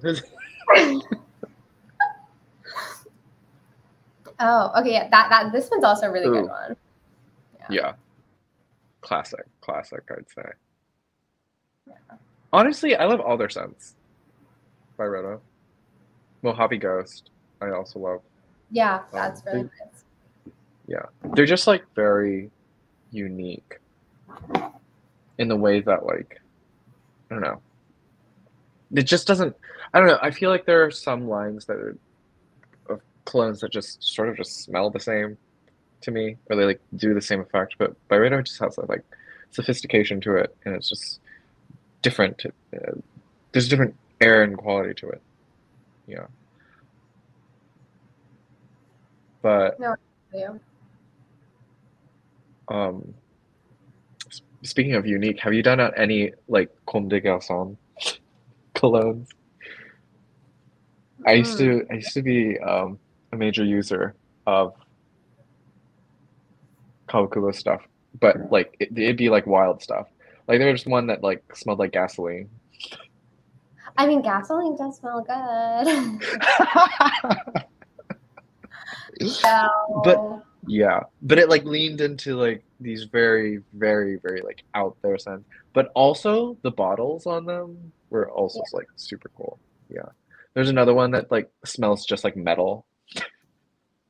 It just has like this metallic, and then like the bottle itself is just like silver all over, and it's just really pretty. That's cool. Why did I not know this? Like, see, I'm such a novice when it comes to scents. Yeah. Well, fun fact, I got into cologne because the book Perfume. Oh yeah, I had to read that. So. Yeah. I was like, oh my gosh. I mean, I'm not gonna kill people, but smells are cool. Yeah. I mean, okay, so like if the coffee bottle was good, it would convince it. It would also have to smell good on me. But if it smelled average on me, but the coffee was good, I could convince myself. Like I could delude myself into thinking that it is perfect, you know? You're like, I'm the thorny girl. I'm thorny.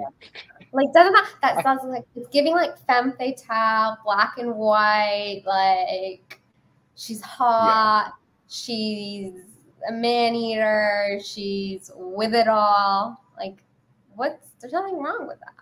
I just don't think rose is really my scent. That's the problem. Yeah. Rose is hard. I don't think do most people wear rose stuff? I don't think so. But I feel think it's like somewhat out of date. Yeah. And gasoline does smell good. Repeat. It isn't it something like that? It's like a genetic thing, like maybe or like a DNA related thing. If you like gasoline, why do I like the smell of gasoline? Asking Google the important questions. No, I mean there's something like strangely alluring about it. And then for Kawakubo to have like recreated that scent is kind of insane. Because she, found something weird and freaky about you and then exploded it into this thing that you could wear. But it's not even just like it is like freaky about the individual, but it's also like so plugged into modernity.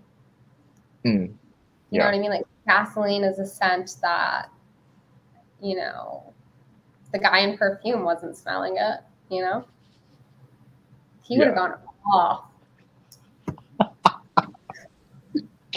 Yeah. But it's like one of those things, like smelling markers, Sharpies. Did you also sniff Sharpies? Or did you have those like markers where they had like different scents Yeah. I had growing up? those. Yeah, yeah. Oh, okay, okay. We're learning new things about the people. Um, yeah, the Portrait of a Lady is also one that I hear a lot about. I think maybe their copies also actually good about that. Portrait of a Lady. I hear a lot about this But scent.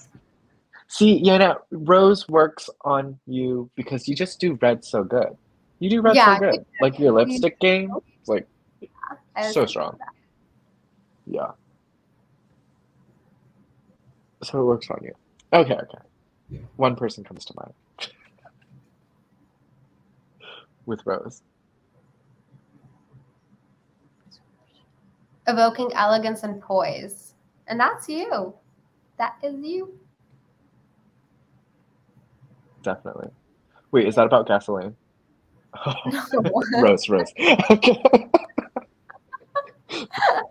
Gasoline does not evoke elegance and poise. Gasoline is like sleek, modern. You're on the move. You are dollar bills falling on your body. That's what I think. Yeah, yeah. Okay, cool, cool. I'm seeing people love the rose. Yeah. Cool. Yeah. I feel like the only rose thing I've ever used was sort of this like rose water that I got from Morocco. And I really loved the smell of it, but I didn't love it on me. Yeah. So maybe it's just like compositionally with you not suited. Yeah, yeah. Different body oils. Yeah. Oh, but for fall, you'll be in London, right? Yeah, I'll be there mid-September. Mid-September. Crazy. What's September like in London? It's nice. It's good. I mean, it's not as like New England, I think, is the best for Oh, yeah. Hands down. fall. Like the leaves are just so good. But like London gives vibes. It's just not the same. It's not Um, Gilmore Girls. yeah, it's not Stars Hollow. That's for sure. Nope. I kind of like food, I think, because it gives like that like muskiness. I'm into it. Ooh, what do you like on a man? Um, something hot. But The is thing that like musk? Is it like cinnamon? Is it like a spicy scent what man or wears cinnamon? Who's wearing cinnamon? huh? Who's wearing cinnamon? I just meant like spicy Oh, scents. okay. Yeah. I think it's like one of those. Okay, it's kind of like like when you go into Abercrombie or like when you would go into Abercrombie and you would like smell that smell.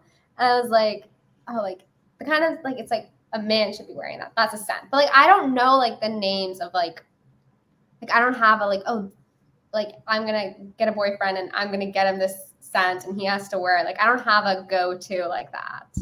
You know? Yeah. Yeah. I feel it. What about you? That makes sense.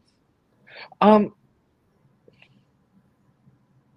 Same in the way that like when they know they have like a good cologne on them and it just works with their entire identity, that's hot. When there's Yeah, alignment, I think. Yeah. Yeah. When that's it the word aligns perfectly. of this episode. It's like alignment. We need good like Yes. brand influencer alignment. We need good person scent alignment. That's why right now I need a new scent. I need to align the things like where I'm at now and like what scent is gonna meet me here. Yeah. Oh, So what? aesthetically, like what would you like? Okay, hold on. Let's do one thing at a time. I mean, I just want to smell so fucking good on me, like gold.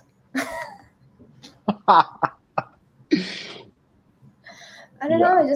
It's like something. It's like mesmerizing. It's stunning. It's one of a kind, and it's just like it's not something that's common. And I know that's so annoying, right? To be like, I don't want a common scent, and that probably says more about me. But like, I want something that's like, oh, like I've not heard of that, or like, oh, I didn't know, you know, not Baccarat Rouge, which is a lovely scent, but I don't want that.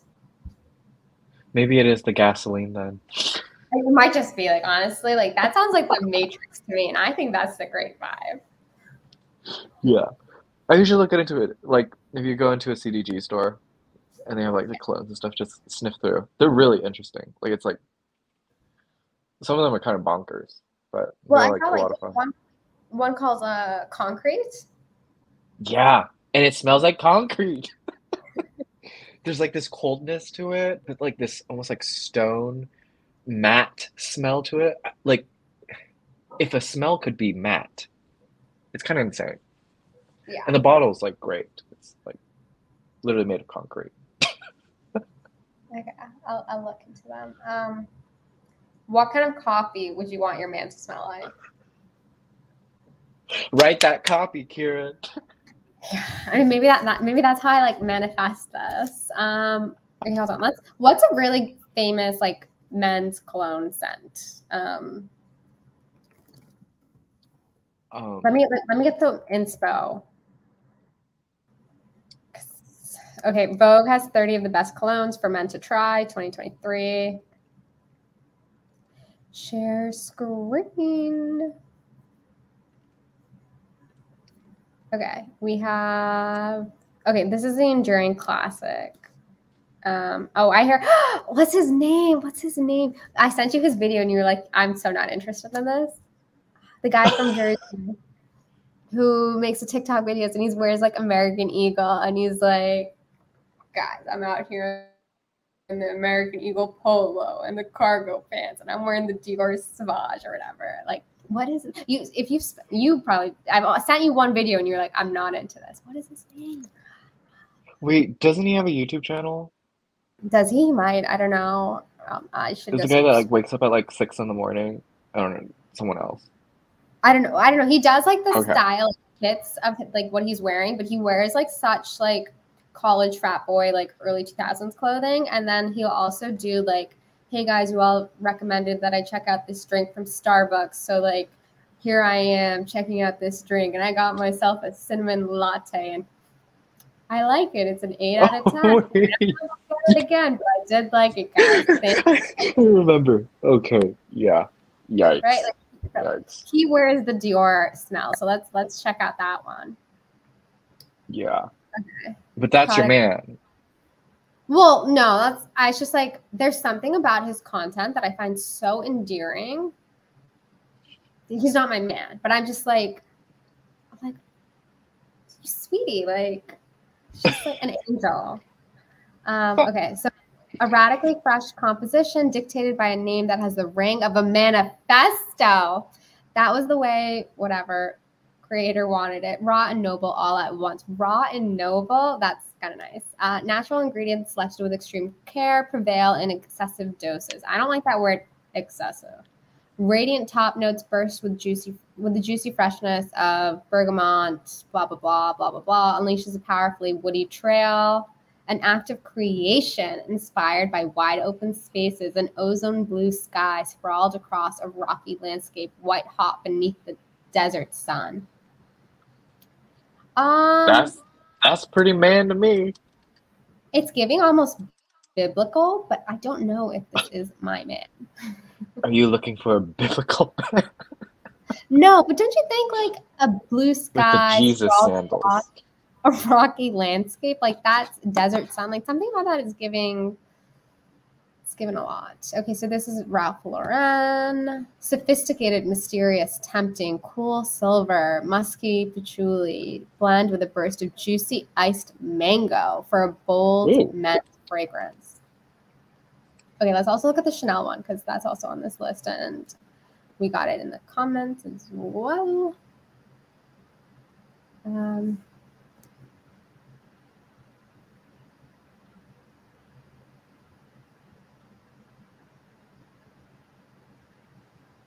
Powerful and refined, reveals the essence of independence and determination, a timeless scent with a strong masculine signature. I like powerful.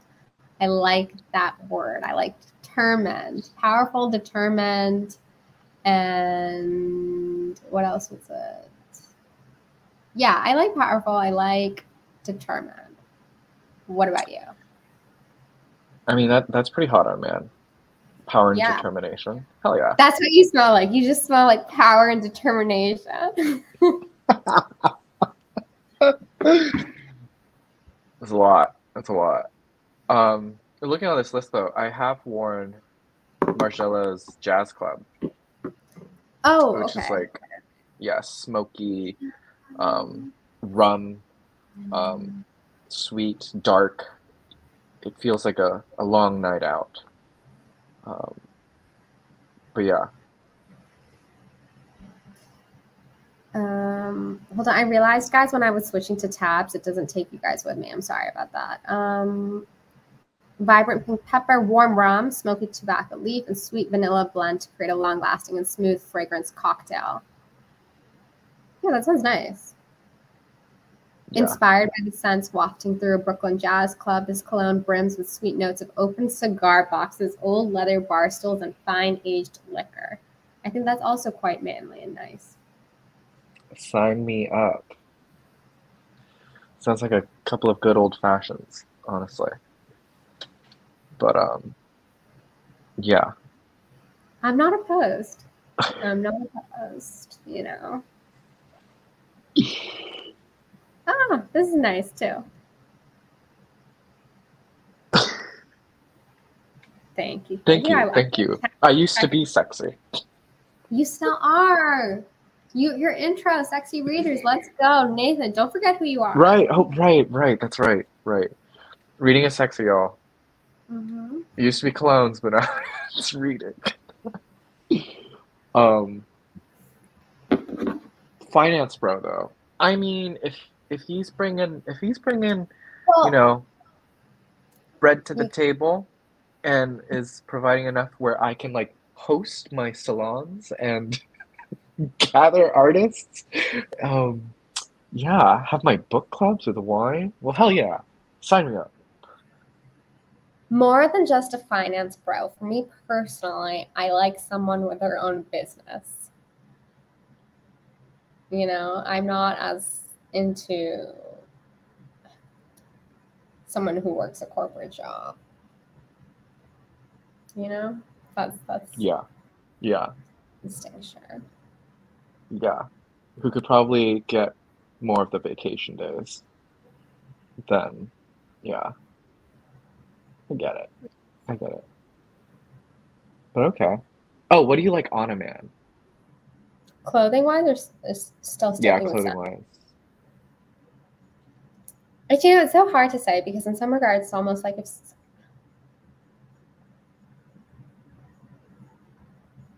Like, do we like streetwear? Do we like the finance bros? Do we like?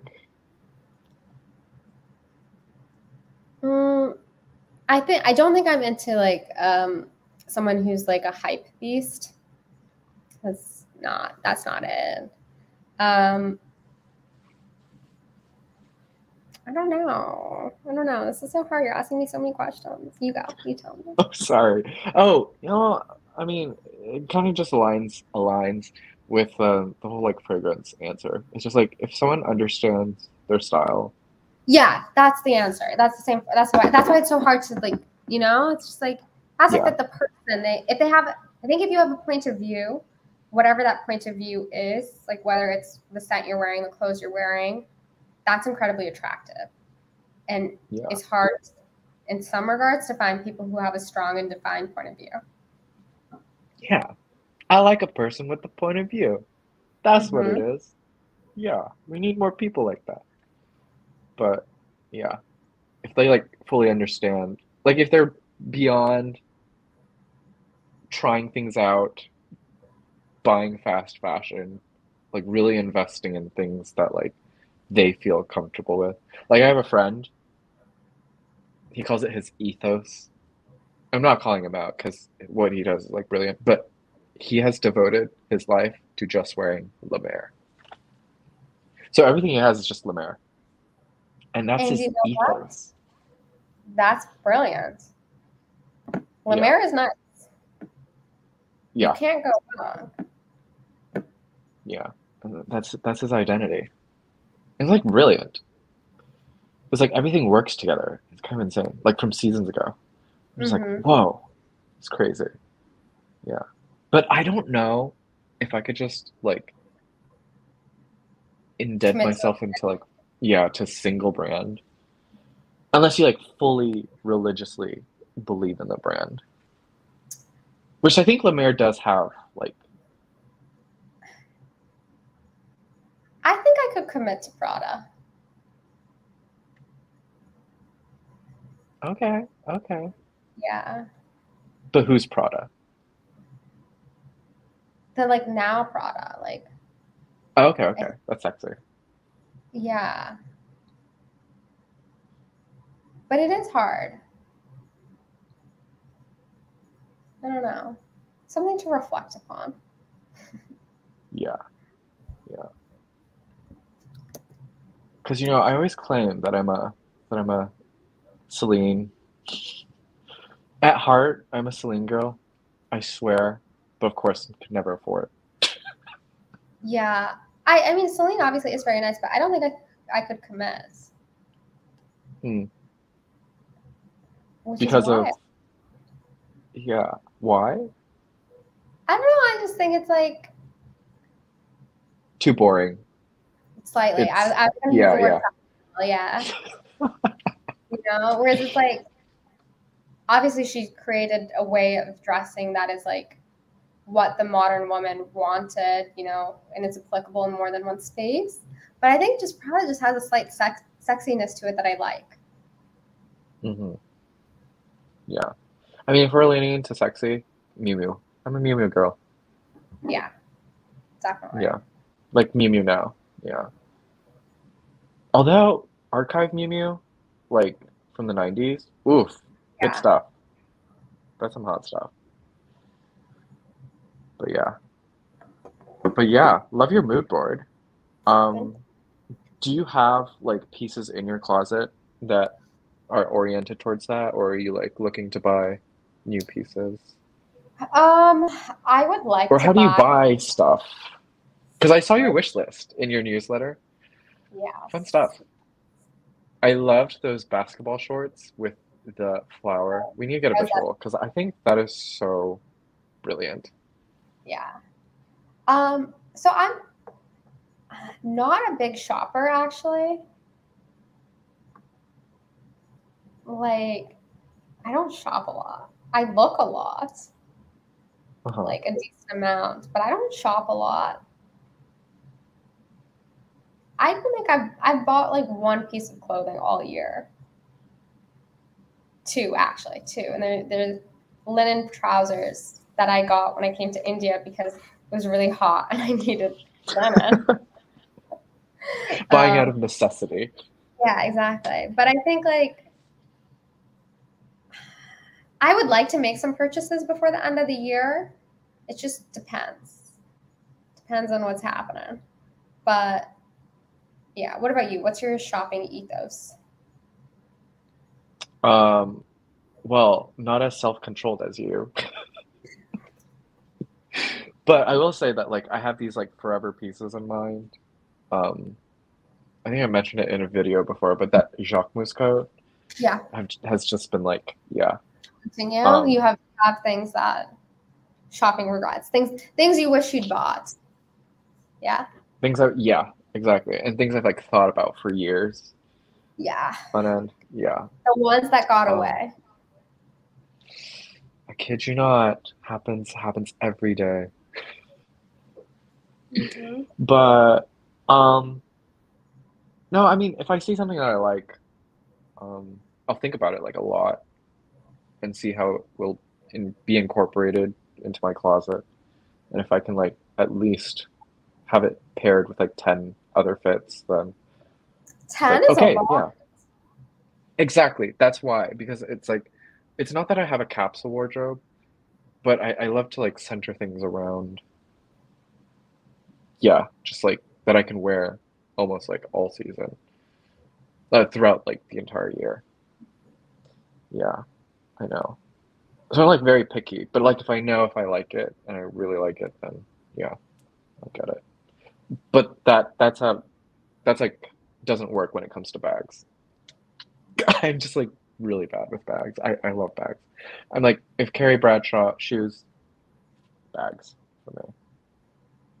That is so interesting. That explains. I'm surprised I didn't pick up on that because obviously, like you do talk about your bags quite often in your videos. But it didn't click.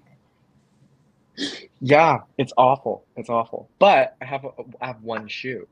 I do the Phoebe Philo, Stan Smiths, the whole philosophy of the one shoe. I Yeah. just have a pair of Stan Smiths. That's it. That's all I need. Are you a big shoe Well, person?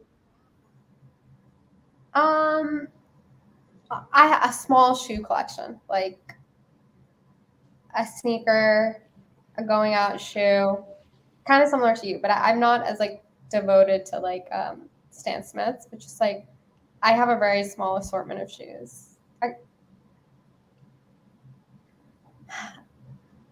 No, but then I do have sling bags, and then I do have, but it's not. I'm not a shoe person, but like I have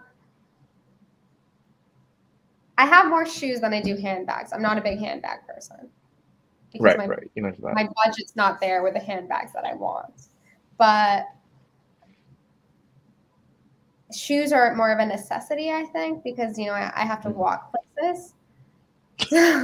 So I have more nicer shoes and I have nicer bags.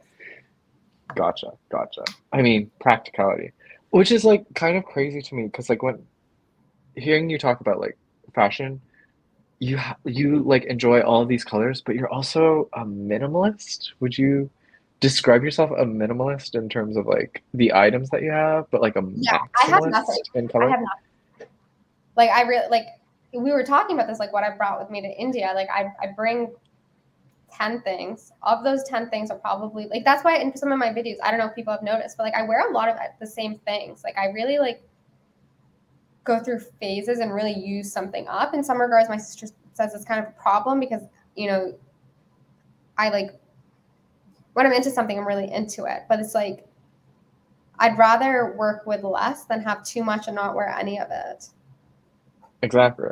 I mean, that's like the worst thing when like you have these things in your closet and then they're like never worn. You just sit Yeah. there for what? Unless it's archival. Yeah, exactly. I mean, I have the dress that I wore to my graduation, high school and college, like those are still there. They're not going anywhere. Yeah, that's cool. But yeah, like you're a minimalist and I love that. But like maximalist in colors, which Yes, is fun. yeah, I think that's a good way to put it. Especially when I travel. I'm a very like light traveler because I dislike carrying things and then realizing I didn't wear it and I didn't need it and I wasted all that time and energy dragging it around wherever I was going. Yeah, yeah. So the reason for like no bags. Well, because it's just like I don't like I like to be hands free as well. I think that's also what it is. So it's like you just have a phone, your chapstick, your wallet. That's it. Yeah, yeah. No, that's good. I'm the opposite in that like I have to carry everything. Like I need my tissues, I need my mints, I need my Lactaid, I need my True Limes, Yeah, because you and yeah, Emma. my Tide to go. Yep, yep. True influencing. But it's like yeah, but it's also not just for me, but like sometimes when I'm out with my Others. friends, things happen. Things happen. You're prepared for all situations. Yeah, yeah. I've got that abuela infinity bag that just like there's just everything in there and never ends. Yeah, I'm here to save lives. Yeah. You're doing God's work. Exactly, exactly. But yeah, do you have like a wish list for fall at all, or like looking to? I have a wish list. Well, actually, guys, if you didn't know, my newsletter had my wish list. And if anyone wants to buy me anything, I would gladly accept a 5.9, almost 6 mil condo in downtown Manhattan. that's what I would really like for fall. Fall's just around the corner. My birthday's just around the corner. Everyone, please put your pennies together. Okay. Let's all chip in, y'all. Yeah, yes. Please do God's work and give me a house. So this is the fit. Cute. Yeah. That I'm liking. The problem is, like, the real problem, this is only available in one size in large. And then the skirt, okay, the skirt's a little bit better, but like, I can't find this on their website. This top, I think, is so good. Yeah. Like, I love the silhouette of it. Yeah. How does it, is it like button, zipper? How's that put together? I think it's, well, hold on, let's read. Straight neck, concealed button closure. That's nice. Okay. Yeah. 100% wool and 100% cotton. That's another thing that I look at the fabrics composition before I buy. Yeah. It's important. And then the second thing that I'm interested in is actually a handbag. And it's just a fun little cutie woody, like. That is so fun. What is that made out of? It's ceramic. Oh my God, what? Yeah, ceramic. That's wild. PVC. Oh. I guess so it's PVC that looks like ceramic and they're calling it a ceramic tote. But I just think it's like, I love this, the materiality of the bag with the like hardware chain and the ribbons. It's just the juxtaposition of it all. Yeah. Yeah. It's a lot of fun. What would you put in there? I don't think you can a single put chapstick. Your phone. Yeah. It's just like your chapstick and your card holder, maybe your keys if you're lucky, and that's it. Yeah. I mean, that's gorgeous though. Like, crazy that's PVC, but it looks like ceramic. It's insane. Boggles the mind. Alrighty. Are you ready to walk me through? Oh yeah. Not a wish list, just things I'm thinking about. Food for thought. Yeah. But, oh yeah, wanted your opinion on the boyfriend boxer shorts, oot and a boot. What are your thoughts? I love it. Hold on. Yeah. I think they're so good. I mean, I think like a sort of menswear, like a cheeky menswear out in the daytime is good. Yeah. Like on a girl with like an oversized shirt or like a whole PJ fit. Yeah. I can see it. I love it. But what I think I like about this is that it plays with the elastic band, and that it like literally looks like boxer shorts. Yeah, I think that's very clever. Yeah, it's cute. Let me switch to this tab. Okay. But would you do that? Like, do you have a pair of like? So I don't have any that are this short.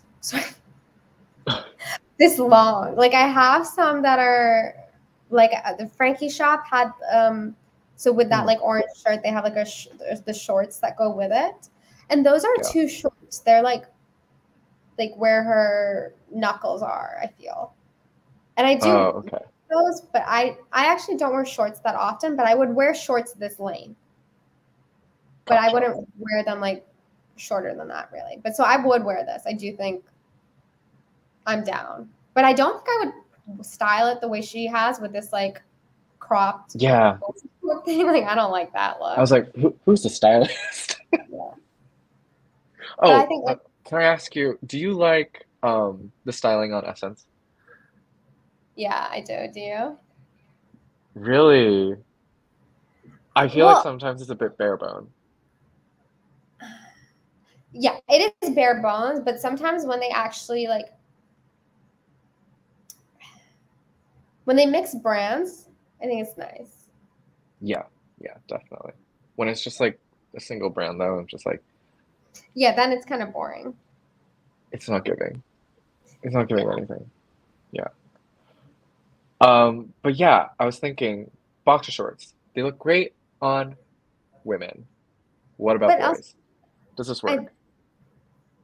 I think it does. Like, I don't know. He's pulling it off. Is this the link? Yeah. Yeah. This is Instagram. I think he's based out of Russia. Cool. But yeah, he does these just like fun, boyish fits. I appreciate.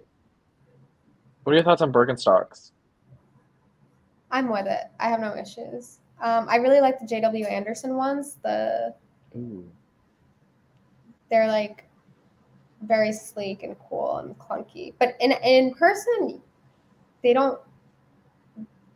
They're lighter than what they look like, so I don't really like that. I think that if something like looks like it should have weight to it, it should have weight to it. Do you know what I mean? Yeah, yeah. But I like how he sort of plays with that. Sort of like, I guess, is the word expectations? Or Yeah, he plays with form in that, like, he plays with this lightness, heaviness. Um, I think that's a good point. yeah. But we like this. Do we like this? I mean, Yeah. I think he pulls it off really, really well. I don't know if I've seen like if I know like someone in person, like the people I know. I don't know if the guys I know would be able to pull this off. Yeah. I think you would have to work with like a very specific aesthetic, I think, I think the Birkenstocks perhaps. are a good touch with it. Like, Yeah. Definitely like relaxes everything. But then yeah, the blazer, I think, like makes it puts it seem together. more. Yeah. Yeah. Yeah. Okay. Something I've just been thinking about, meddling. I'm not sure. Um, I think I'm in my shorts era because it's just too hot. Yeah. We're Yeah, talking I about can't be fall, bothered. but it's still so hot out. Yeah. Um, so you talked about a denim jacket. Do you Hmm. think every closet needs a denim jacket? Is it a good staple? Yes and no, because I have more than one denim jacket. I have three. Ooh. I have one that's oversized and distressed. I have one that is cropped and the color is like slightly faded intentionally, and cropped and oversized. And then I have a third one, which is like more of a boxy, classic, like jean jacket, but it has embellishments by this artist in from Canada. Ooh, So cool. definitely a staple. But I think it's like it depends on like the style and the fit. I think now I probably out of all three of them, the one that's cropped is the one that I get the most wear out of. Yeah. I think everyone's been enjoying like cropped shirts, cropped jackets. That's the move, right? Yeah. Yeah. Yeah. Yeah, so I mean, I've had denim jackets, but I've never like truly loved them. It's I hard think to it's find a because of the blue. oh, that's a good point too. Yeah, I just don't do that denim blue very well, I don't think. Yeah. Yeah, yeah. But This is I like it because it's brown. It's brown, it's distressed. It plays with sort of workwear and sort of yeah, like that it's cropped too, but I think I like it on other people more than I like it on myself. have you tried it? I've not. I might try it on this weekend, maybe. Okay, well, let me know how it goes. Yeah, will do. I'll send you the pics. Yeah. But yeah, I think just like it's cool. it is, right? Hmm. It has like a modern taste to it. But it's like, yeah, I don't know. A denim jacket for me always like comes in and out of fashion. Yeah, Yeah. yeah. It's just that I'm not a big denim person, I think. This year was the year where I found like a pair of jeans that I like actually loved and like actually looked good on me. And of course I bought them in like three different colors. As you should. It's awful. It's awful. But they all look great. They all look great on me. But Yeah. yeah, yeah. It's that thing of like finding the right silhouette shape for your body. No, I agree. Yeah. I mean, denim is tough because there's so much out there, but it's like so many different cuts and styles and hues, and it takes time. Yeah. Yeah. But yeah, I mean like I think like finding your style is like it's such a long process. It's never ending. Exactly. Exactly. But who can afford that? Who can That's afford the low. never ending? You know, it's like when you invest in pieces and stuff, or like you're buying clothes, it's just like everything that accumulates, it's like it's costly And it's also to sometimes, work on this self. yeah, and it's sometimes even still after years of shopping, despite thinking of like an article of clothing that will match with 10 of your fits, like you will still make a mistake. I've made a mistake, you know, and it's mind-boggling. It's so annoying. Like I tell myself I'll be better, I'm making progress, and then you get something and then you feel remorse, you feel regret. Yeah. Okay, wait, biggest fashion mistake.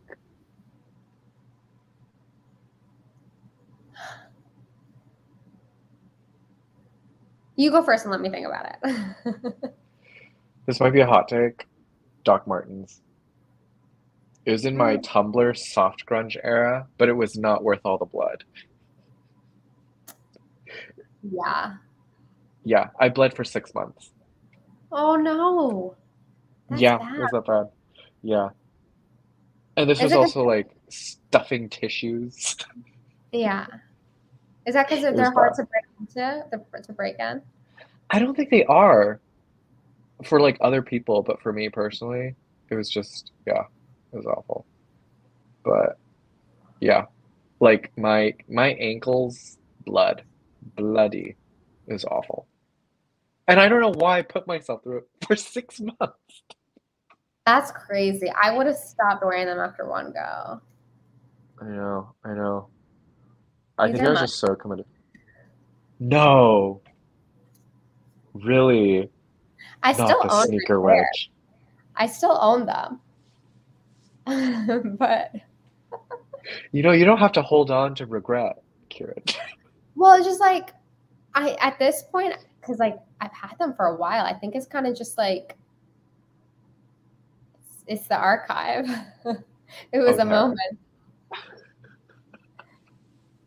I mean, they did have a moment. They did. Yeah. Yeah.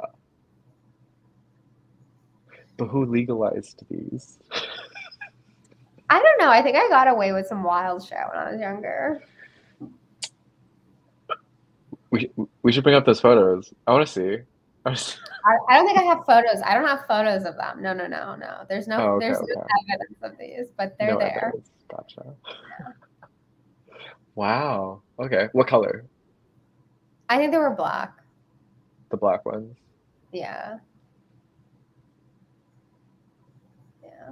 That's a choice. It was, yeah. Okay.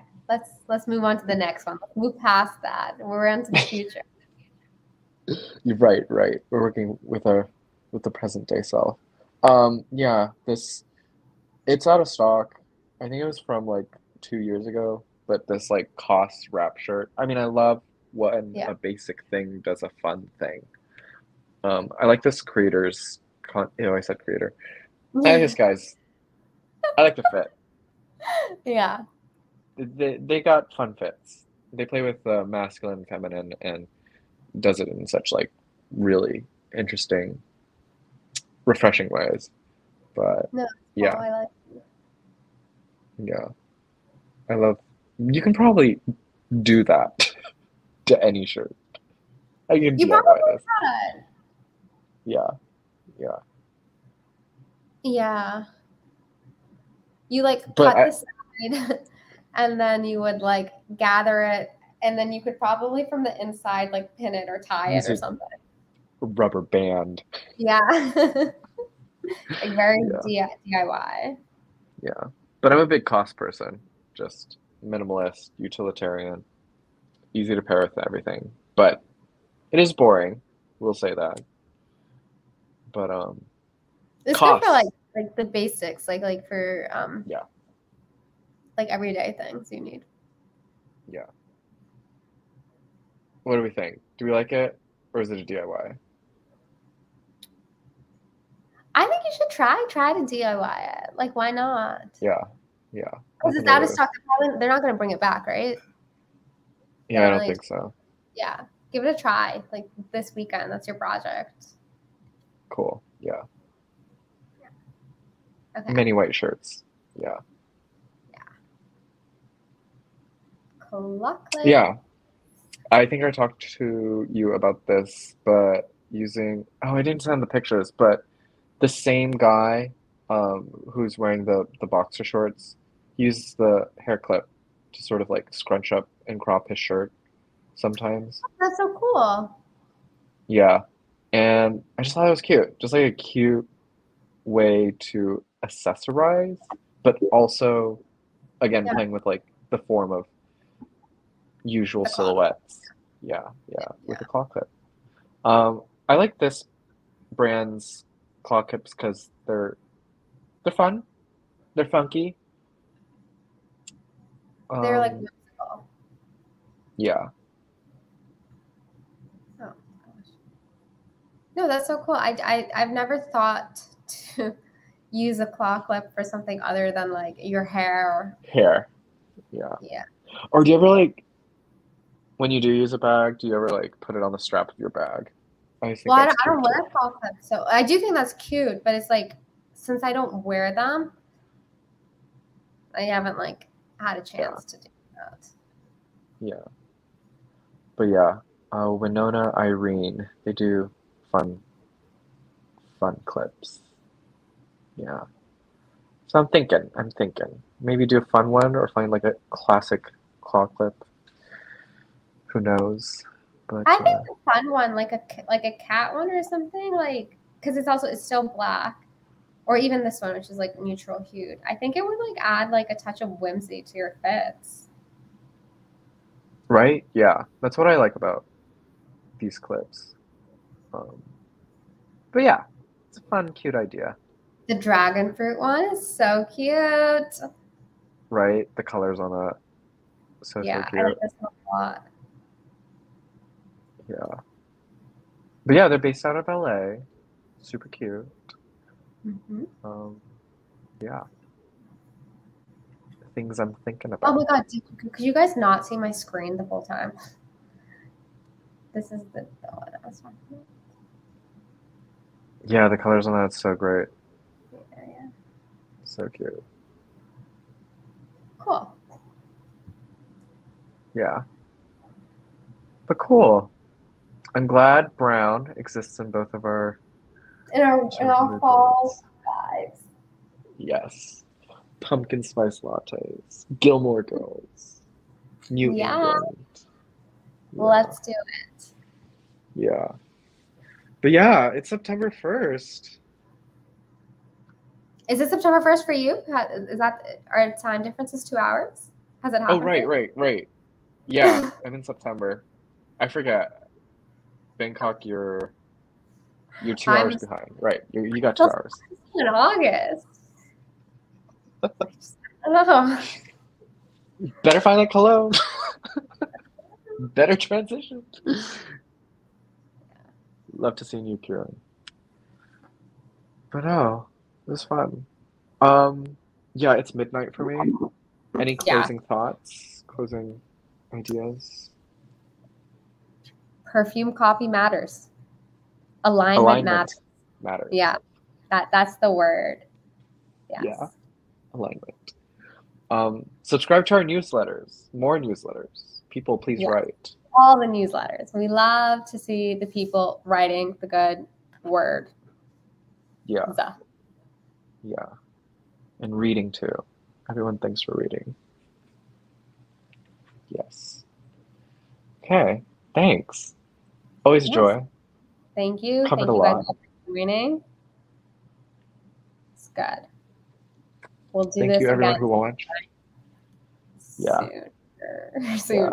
Yeah. Yeah, you'll probably be back in London, right? If we do another one. Yeah.